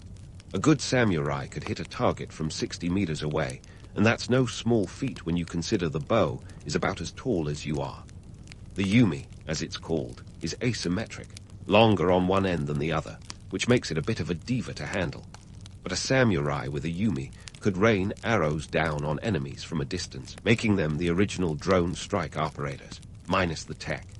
In between bouts of kenjutsu and kudo, you'll squeeze in some naginata jutsu, learning to wield a long pole with a curved blade on the end. Think of it as the Swiss Army knife of weapons, versatile and dangerous, perfect for disarming cavalry or keeping foot soldiers at bay. And while it's tempting to think of the naginata as something only the samurai wielded, women of the samurai class were often trained in its use for home defense. Because when your household is your castle, you better know how to defend it. But let's bust a myth here. The samurai wasn't just a lone wolf with a sword. This image of the solitary warrior, gallantly slicing through hordes of foes, is about as historically accurate as a medieval times dinner show.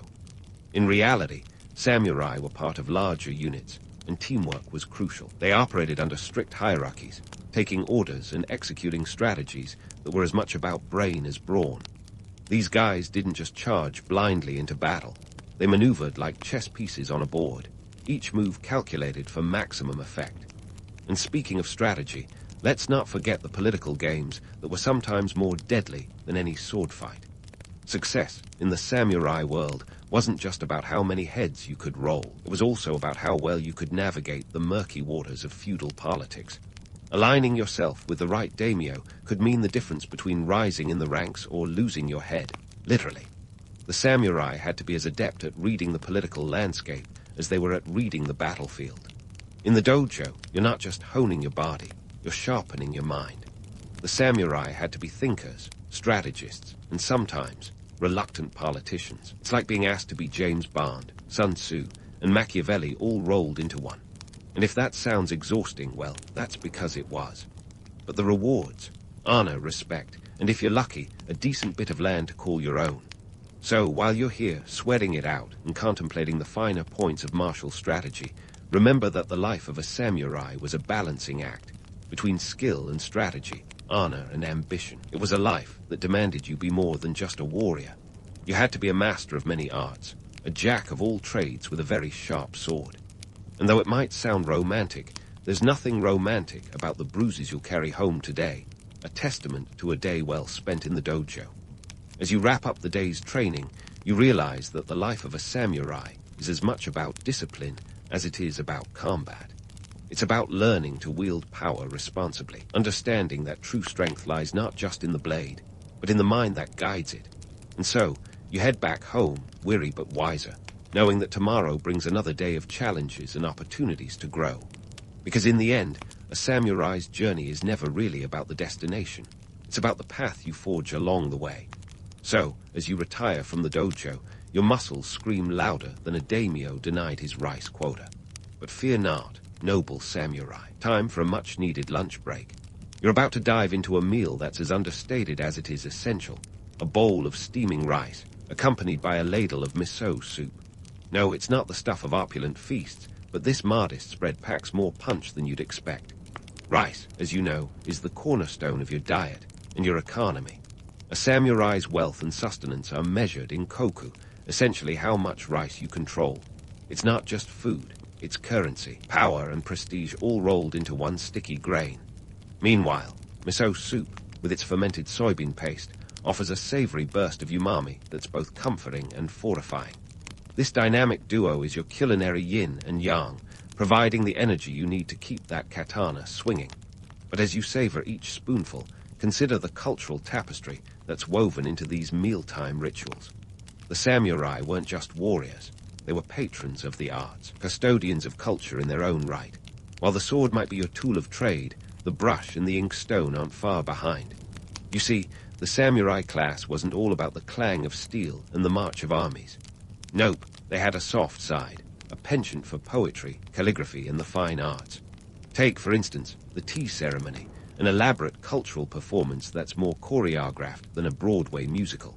It's not just about sipping green tea. It's about mindfulness, precision, and let's be honest, a bit of social posturing.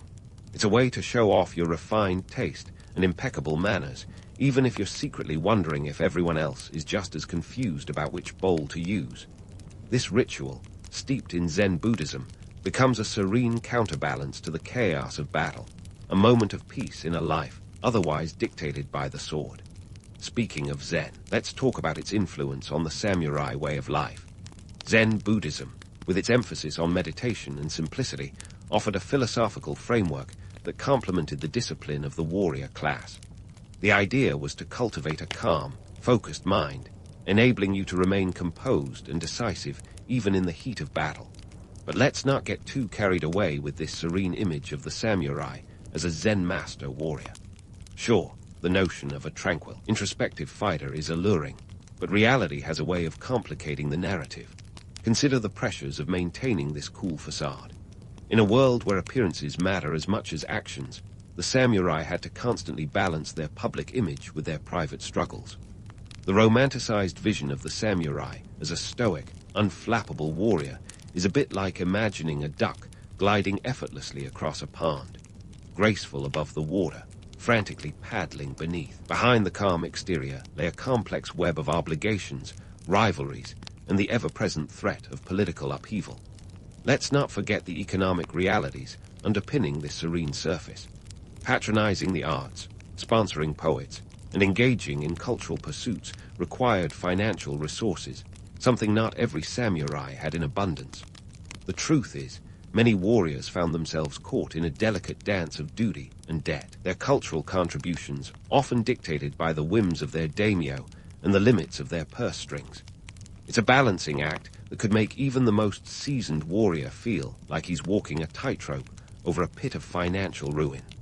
So, as you sip your miso and contemplate your place in this tapestry, recognize that the life of a samurai was as much about the mind as it was about the sword. It was about embracing a philosophy that acknowledged the impermanence of life while striving for an ideal that often seemed just out of reach.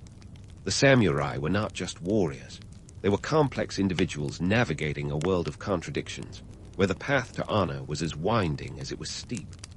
As the last grains of rice disappear from your bowl, you feel a sense of nourishment that goes beyond the physical. You've been reminded that being a samurai is not just about the battles you fight, but the culture you uphold. It's about the ideals you strive to embody, even as you grapple with the realities that make those ideals so challenging to achieve. And while the romantic image of the Zen master warrior might be more myth than reality, it's a myth that speaks to the enduring allure of the samurai way, a life lived in pursuit of something greater than oneself, where honor and humility walk hand in hand.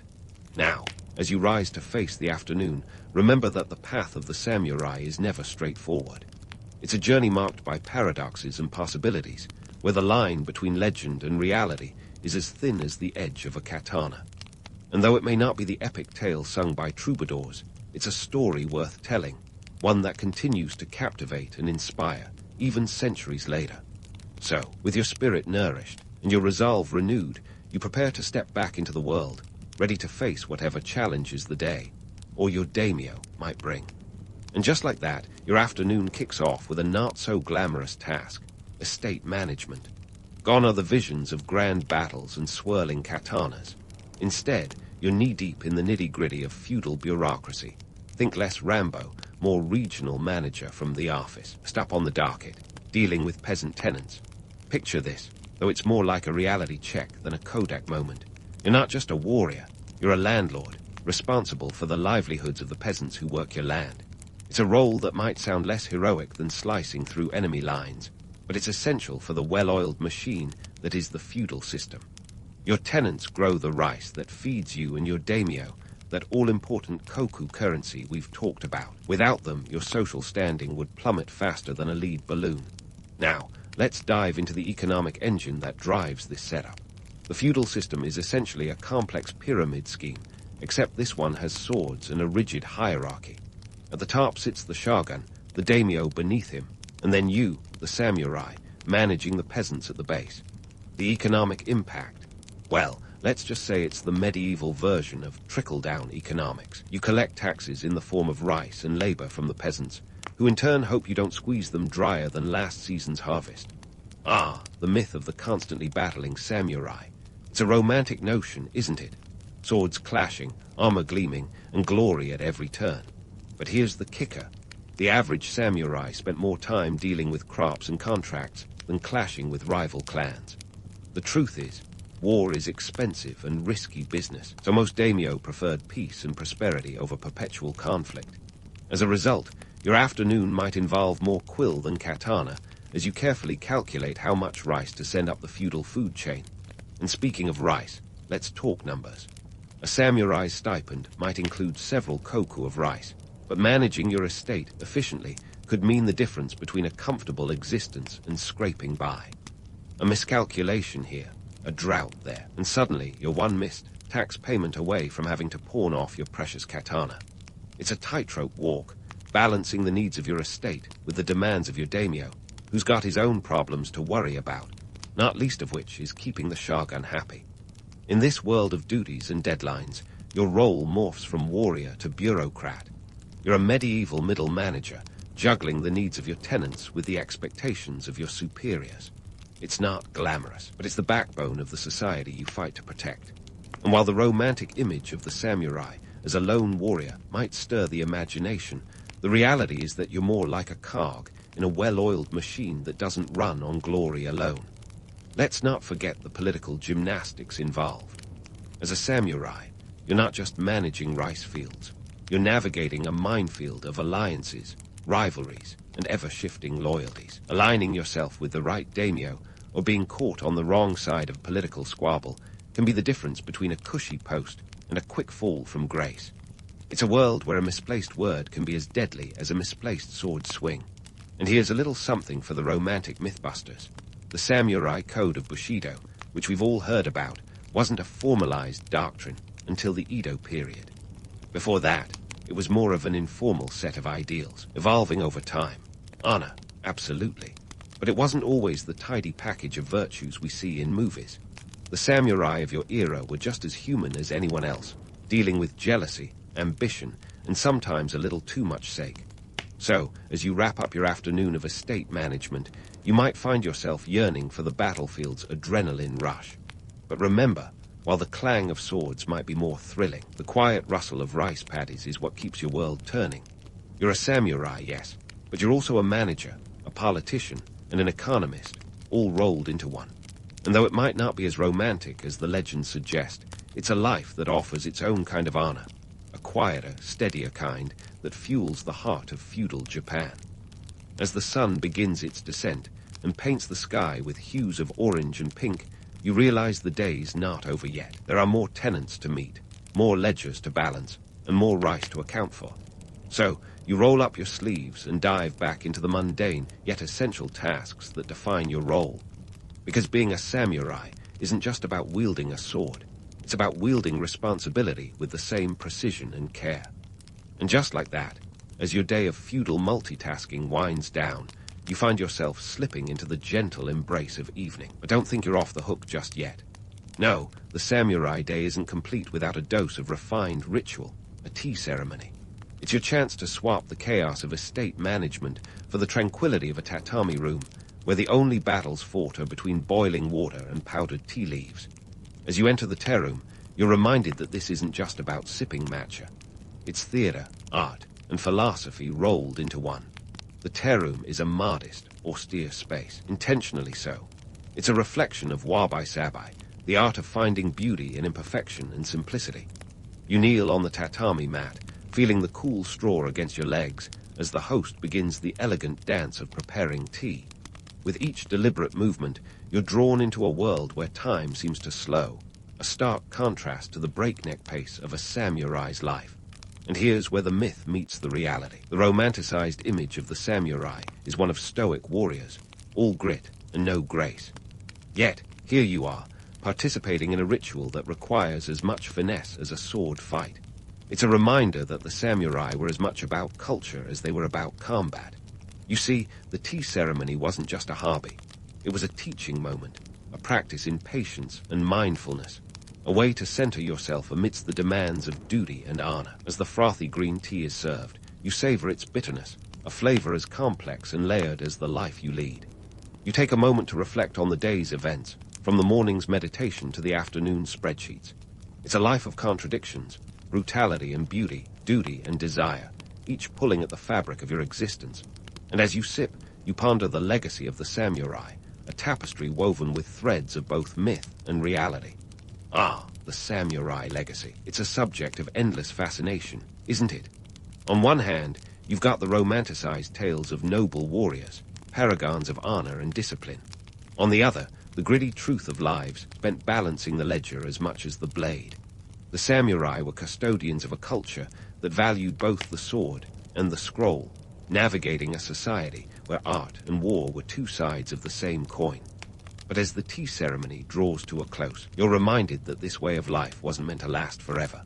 Enter the Meiji era, the 19th century shake-up that turned Japan on its head.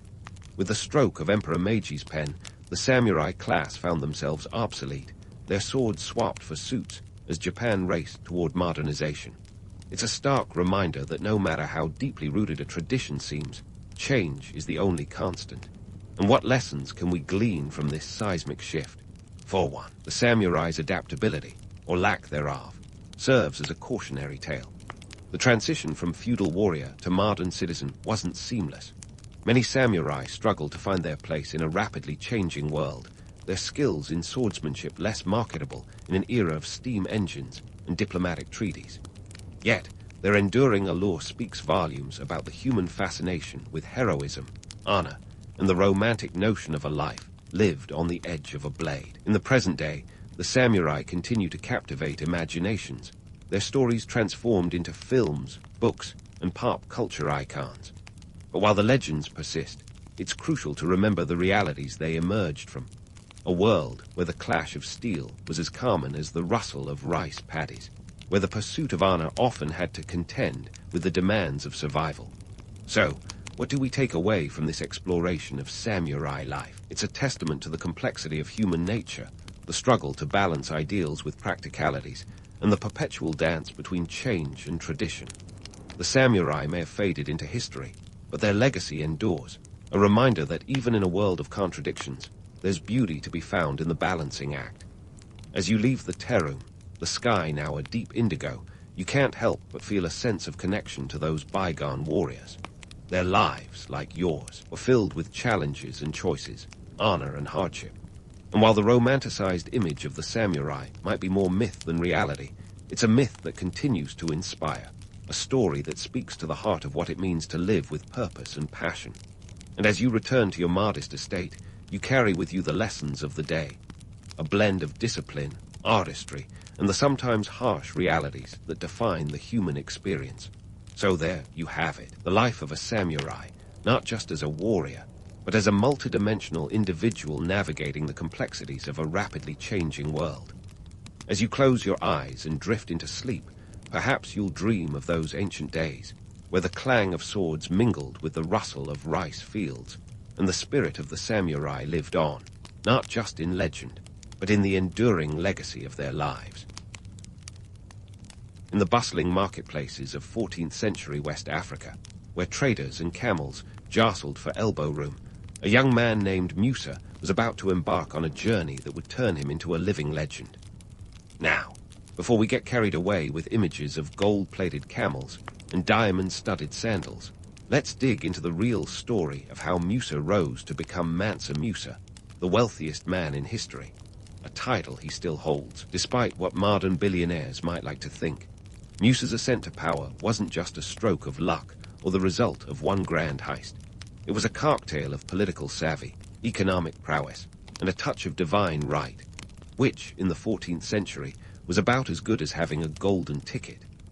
Born into the Qaeda dynasty, Musa inherited a kingdom that was already a powerhouse, thanks to the Mali Empire's strategic control over the trans-Saharan trade routes. These routes were the veins through which the lifeblood of commerce flowed, carrying gold, salt, and ideas across the continent.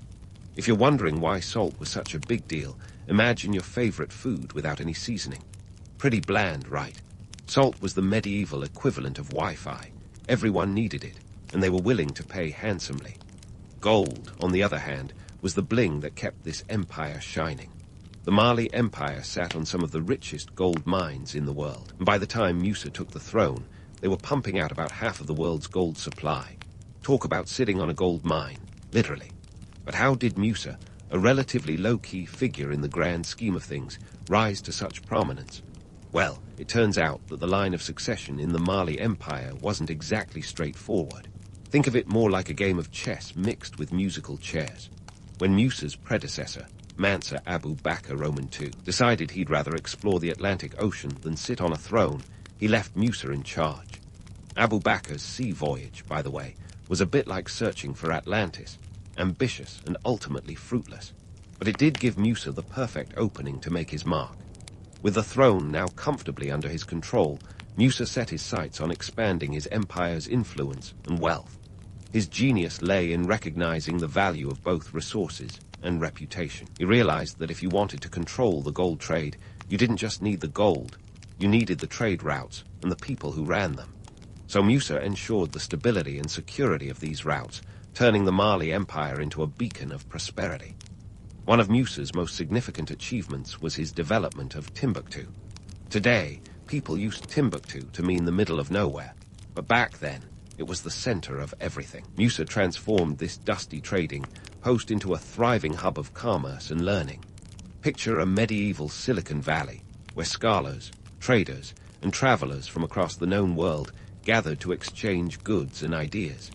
Musa commissioned the construction of the Jingreba Mosque and the University of Sankor, ensuring that Timbuktu wasn't just a trading powerhouse, but also an intellectual one. Now, let's talk about the logistics of running a kingdom in the 14th century. Forget emails and Zoom calls. Communication back then was all about messengers and patience. A message from one end of the empire to the other could take weeks, if not months. Yet, Musa managed to keep a sprawling empire running like a well-oiled machine. How? By surrounding himself with capable advisors and military leaders, and by implementing a system of governance that balanced centralized control with regional autonomy. It was like running a multinational corporation with nothing but parchment and quill. But what really catapulted Musa into the annals of history was his pilgrimage to Mecca in 1324. A devout Muslim, Musa set off on the Hajj, a religious duty for all Muslims who can afford the journey. But oh boy, did he take afford to a whole new level. This was not your average pilgrimage. Musa's caravan reportedly included 60,000 men, 12,000 slaves all clad in Persian silk, and 80 camels each carrying 300 pounds of gold dust. Talk about traveling in style. It was like a royal procession meets a rock star tour, with a bit of the gold rush thrown in for good measure. As Musa made his way across the Sahara and the Middle East, he didn't just make a splash, he caused a tidal wave.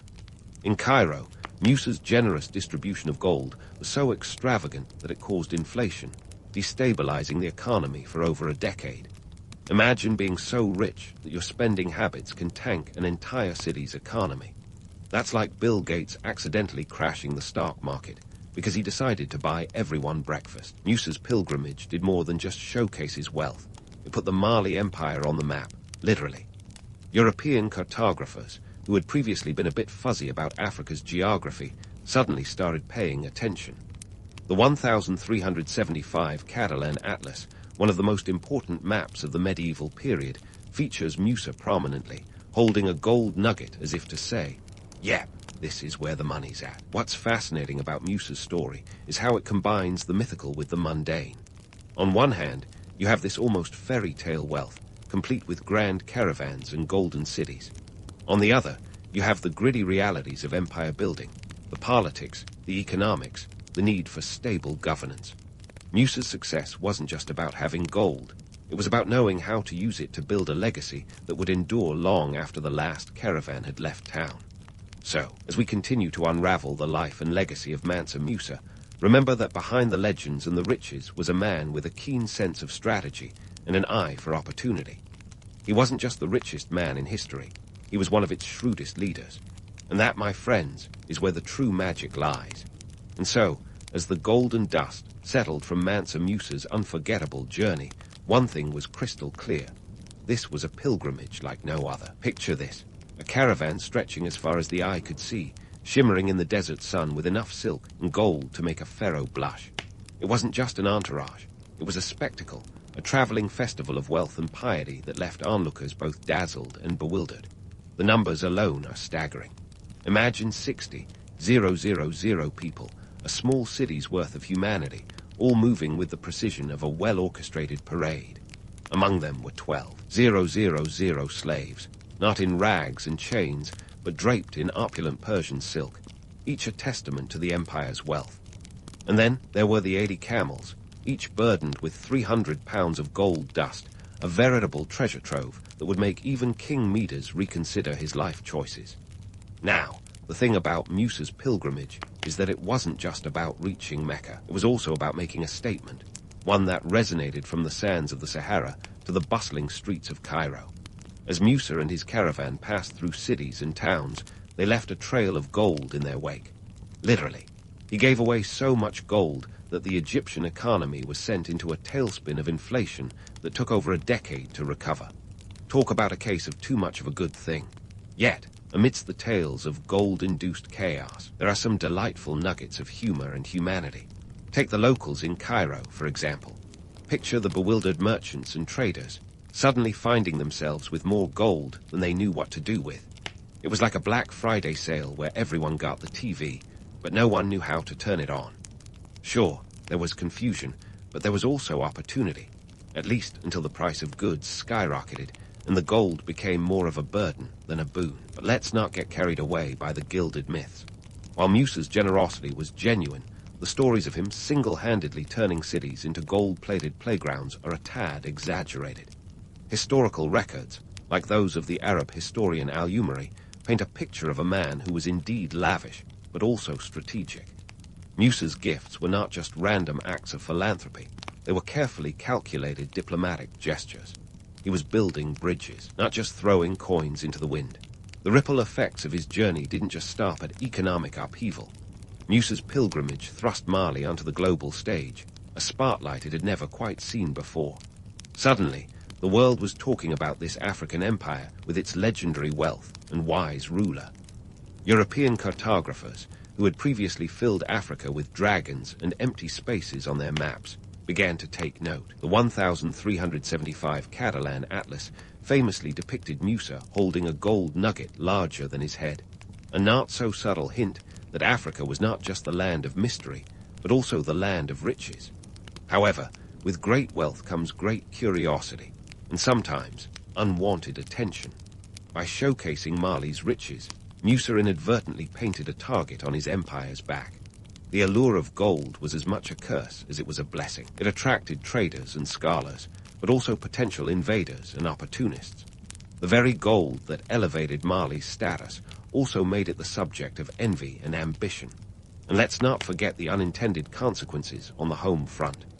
As Musa's caravan moved east, tales of his journey filtered back to Mali, feeding into the myth of the man who could turn sand into gold. But these stories did more than just inflate Musa's legend. They also set expectations impassably high. Upon his return, the people of Mali were not just welcoming back a king, they were expecting a wizard. Yet, for all the gold and glamour, Musa's pilgrimage was also a deeply personal journey of faith. Amidst the pomp and pageantry was a devout Muslim fulfilling his religious duty. The Hajj was a spiritual quest, a chance for Musa to connect with his faith and his God. And perhaps, in the quiet moments between the grand processions and public spectacles, that connection was the true treasure of his journey. So, as Mansa Musa continued his trek across the desert, leaving behind tales as rich as his gold, he was not just a king on a journey. He was a man with a vision, a strategist who understood the power of perception and the allure of legend. In the end, his pilgrimage was not just a display of wealth. It was a masterstroke in diplomacy, faith, and legacy building. And while the world may remember the gold-laden caravans, it's the man behind the myth who left the most enduring mark on history. And so, as Mansa Musa made his way back to Mali, his pilgrimage had not only rewritten the map of the known world, but had also set the stage for a cultural renaissance back home. The gold-laden journey had certainly left its mark on the global stage, but let's pivot our focus to the bustling heart of the Mali Empire itself. What did all those riches mean for the empire that hoarded them? First off, let's talk infrastructure. Forget the image of dusty paths and rickety shanties. Musa had a grand vision for Mali, and he wasn't about to skimp on the blueprints. Picture this. Sprawling trade routes that could rival the Roman roads, fortified cities glistening under the African sun, and oh yes, enough masks to make any medieval urban planner green with envy. Musa poured his wealth into building projects that not only showcased Mali's grandeur, but also served as practical hubs for trade and governance. One of Musa's most celebrated architectural feats was the construction of the Jingreba Mosque in Timbuktu. Commissioned in 1327, this magnificent mosque stood as a testament to both Musa's faith and his flair for architectural innovation. Built with local materials like mud and straw, it was a marvel of engineering that has withstood the sands of time. But here's the real kicker. The mosque wasn't just a place of worship. It was a cornerstone of Timbuktu's burgeoning status as a center of learning and culture. Speaking of learning, Musa wasn't about to let the intellectual scene lag behind his empire's architectural renaissance. Enter the University of Sankor, which Musa revitalized into a beacon of scholarship. Think of it as the Harvard of the Sahara, attracting scholars and students from across the Islamic world. The university became a melting pot of ideas where subjects from astronomy to law were hotly debated. And let's face it, in a world where the average literacy rate was about as low as a snake's belly, having a thriving educational hub was like owning the intellectual equivalent of the New York Stock Exchange. Now, let's address the elephant in the room, the cost. Was all this spending truly worth its weight in gold, or was Musa's spree the ancient equivalent of burning cash at a Vegas casino? You see, while these investments catapulted Mali into the limelight, it also came with a hefty price tag. Maintaining such grand structures and institutions required constant funding and resources. Plus, let's not forget the shifting sands of political power.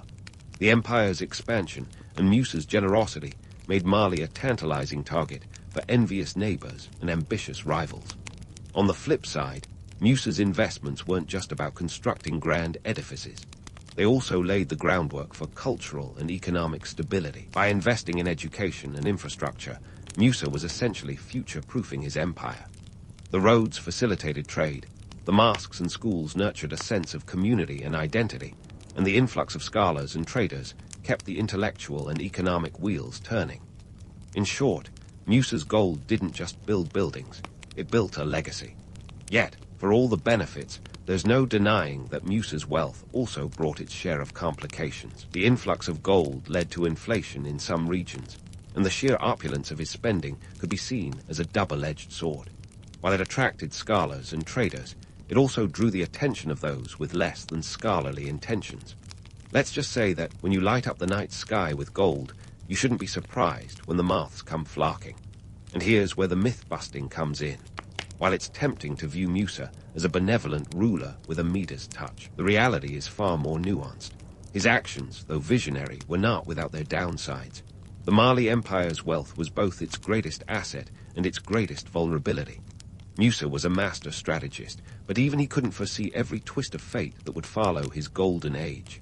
In essence, the story of Mansa Musa is a tale of balance.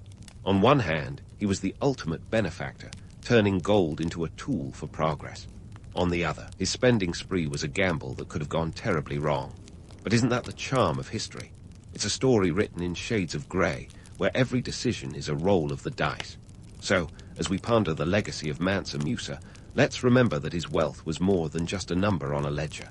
It was a catalyst for change, a double-edged sword wielded by a king who dared to dream big. And while the gold may have been finite, the impact of his legacy, well, that's the real treasure that's endured through the ages. As the story of Mansa Musa unfolds, let's dive into the swirling legends and larger-than-life tales that have stuck to his legacy like gold dust to silk. What's it about vast fortunes that makes people spin yarns thicker than the Sahara's sandstorms? The legends of Mansa Musa's wealth are no exception, blending fact with fiction in a narrative cocktail that's hard to resist, but even harder to swallow whole. First things first, let's tackle the elephant in the room, or should I say the camel in the caravan. The claim that Mansa Musa was the richest man ever. Sure, he was loaded, but was he truly outshining the modern-day billionaires? Historical accounts, like those of Al-Umari and Ibn Khaldun, give us tantalizing glimpses of Musa's fortune. Still, they were penned in a time when fact-checking was as foreign a concept as Wi-Fi. Fast forward to today, and some economists have tried to quantify his wealth in modern terms, slapping numbers like $400 billion onto his fortune. But let's pump the brakes on this gold-plated roller coaster. These figures, while flashy, are more speculative than a Wall Street bet during a financial meltdown. The medieval record-keeping methods were about as precise as a game of telephone played across continents, with plenty of room for embellishments and misunderstandings. Let's not forget, we're dealing with an era where storytelling was a bona fide art form. The griots, West Africa's oral historians, were less about spreadsheets and more about spinning tales that could captivate a crowd. And boy, did they have material to work with. Musa's Hajj was like the Super Bowl halftime show of pilgrimages, complete with enough bling to make even the most jaded courtier's jaw drop. But here's the kicker. These stories were meant to impress, to inspire awe, and yes, to entertain. Take, for example, the legendary accounts of Musa's gold being so plentiful it caused a decade-long depression in Cairo. While there's a kernel of truth, his spending did temporarily inflate prices. The idea that he single-handedly crashed an economy is a tad overblown. Think of it like claiming a single tweet could break the internet. Possible. Maybe. Likely. Not so much. And then there's the tale of Musa's legendary generosity, doling out gold as if it were candy at a parade. While Musa was undoubtedly generous, these acts of giving weren't just random acts of kindness. They were strategic moves designed to cement alliances, curry favor, and let's be real, show off a bit. Musa was playing a game of 14th century diplomacy, and he was playing to win. But these tall tales served a purpose beyond mere bragging rights, were medieval marketing at its finest, putting Mali on the map, literally. European maps from the period, like the Catalan Atlas, prominently feature Mansa Musa, gold nugget in hand, as a symbol of Africa's wealth. In a world where cartographers filled uncharted territories with mythical creatures, Musa became a real-life legend, a figure who blurred the line between man and myth. Now, let's zoom out for a bit of context. The Mali Empire, under Musa's reign, was a behemoth of trade and culture, but it wasn't invincible. The very legends that showcased its wealth also made it a target. Like a neon sign flashing, "Riches here," in the medieval night, it drew attention from traders, scholars, and would-be conquerors alike. The empire's gold, while a source of strength, was also a potential Achilles heel. And here's where the practical realities come in. Managing such wealth wasn't just about counting coins and stacking gold bars. It required a delicate balancing act of maintaining trade routes, ensuring political stability, and keeping a watchful eye on the ever-shifting sands of power. Musa was a shrewd leader, but even he couldn't control the forces of nature or the ambitions of distant empires. So, while the myth of Mansa Musa, the richest man ever, is a compelling one, it's also a reminder of the power of narrative. The stories we tell shape our understanding of the past, coloring it with shades of romance and reality. Musa's wealth was real, yes, but it was his savvy use of it that truly set him apart. In the end, Mansa Musa's legacy is a testament to the enduring allure of gold, both as a symbol of power and a catalyst for tales as bright as the sun-baked sands of the Sahara. As we continue to unravel his story, we'll see that his true wealth lay not just in his gold-laden caravans, but in the indelible mark he left on history. A mark that, like the legends themselves, continues to shine brightly through the ages. And remember, while the numbers might be dizzying, it's the stories they leave behind that truly count. And so, as the sun set on Mansa Musa's extraordinary life, the echoes of his gold-laden journey reverberated throughout history, leaving a legacy as captivating as it was complex. You see, when a ruler's wealth is so immense that it could destabilize entire economies, people tend to remember. But beyond the dazzling allure of Musa's riches, there's a tapestry of influence that reshaped West Africa and rippled across continents. Let's start with the immediate aftermath. Musa's grandiose pilgrimage had fired up imaginations and put Mali on every map worth its salt. Timbuktu, the city whose name is now shorthand for the ends of the earth, became the medieval world's intellectual hotspot. Scholars flocked there, turning it into a buzzing hive of knowledge. The University of Sankore alone became a beacon of learning, where subjects as diverse as astronomy and theology were dissected with the fervor of a modern-day Reddit thread. Thanks to Musa's investments, Timbuktu wasn't just a city. It was the Google of the medieval Islamic world, a place where ideas and innovation thrived. But let's not sugarcoat it. With great wealth came great responsibilities and challenges. The Mali Empire's prosperity attracted more than just scholars and traders. It also drew the eyes of envious neighbors and ambitious invaders. Post-Musa, the empire faced power struggles and external threats that tested the foundations he had laid. In the end, it was like juggling gold bars, impressive to watch, but inevitably risky. Fast forward a few centuries, and Mansa Musa's story continued to evolve, shifting from historical chronicles to the annals of legend. By the time European explorers and colonizers rolled into Africa, they were already enraptured by tales of a king so wealthy he could pave the streets in gold. This wasn't just idle chatter. It was myth-making at its finest, a tale that inspired and misled in equal measure. The European Renaissance cartographers who adorned their maps with Musa's likeness were doing more than charting geography. They were crafting a narrative of Africa as a land of fantastical wealth, a narrative that, unfortunately, often ignored the continent's cultural and intellectual richness. As the centuries rolled on, Mansa Musa became a symbol of African greatness, a counter-narrative to the often bleak portrayals of the continent. He was a reminder that Africa had its own empires and scholars long before the age of exploration. This narrative gained new life in the 20th and 21st centuries as African nations sought to reclaim and celebrate their pre-colonial histories. Mansa Musa, with his staggering wealth and cultural contributions, became an icon of African pride and potential. Now, in the age of the internet and global pop culture, Musa's legacy continues to morph. He's been name-dropped by everyone from historians to hip-hop artists who see in him a symbol of opulence and power. In a world obsessed with wealth, Musa's story is a tantalizing blend of fact and fantasy, a reminder that sometimes truth is indeed stranger than fiction. He's been featured in video games and documentaries, each iteration adding another layer to his mythos. But beyond the glittering tales and modern interpretations, what does Mansa Musa's life really teach us about wealth and power? For starters, it reminds us that wealth, while impressive, is not an end in itself. Musa's true genius lay in how he wielded his riches, not just as a display of opulence, but as a tool for cultural and intellectual growth. His investments in education and infrastructure left a mark far deeper than any gold coin could. Moreover, Musa's story is a testament to the power of narrative. The legends that grew around his name didn't just shape how the world saw Mali. They influenced how Africa was perceived for centuries. It's a reminder that history is as much about the stories we tell as it is about the facts we record. Musa's tale, with its blend of grandeur and grit, shows us that the past is never a static thing. It's a living narrative, constantly rewritten and reinterpreted. As we wrap up this journey through history, let's take a moment to chuckle at the absurdities and marvel at the achievements. Mansa Musa's story is one of contradictions.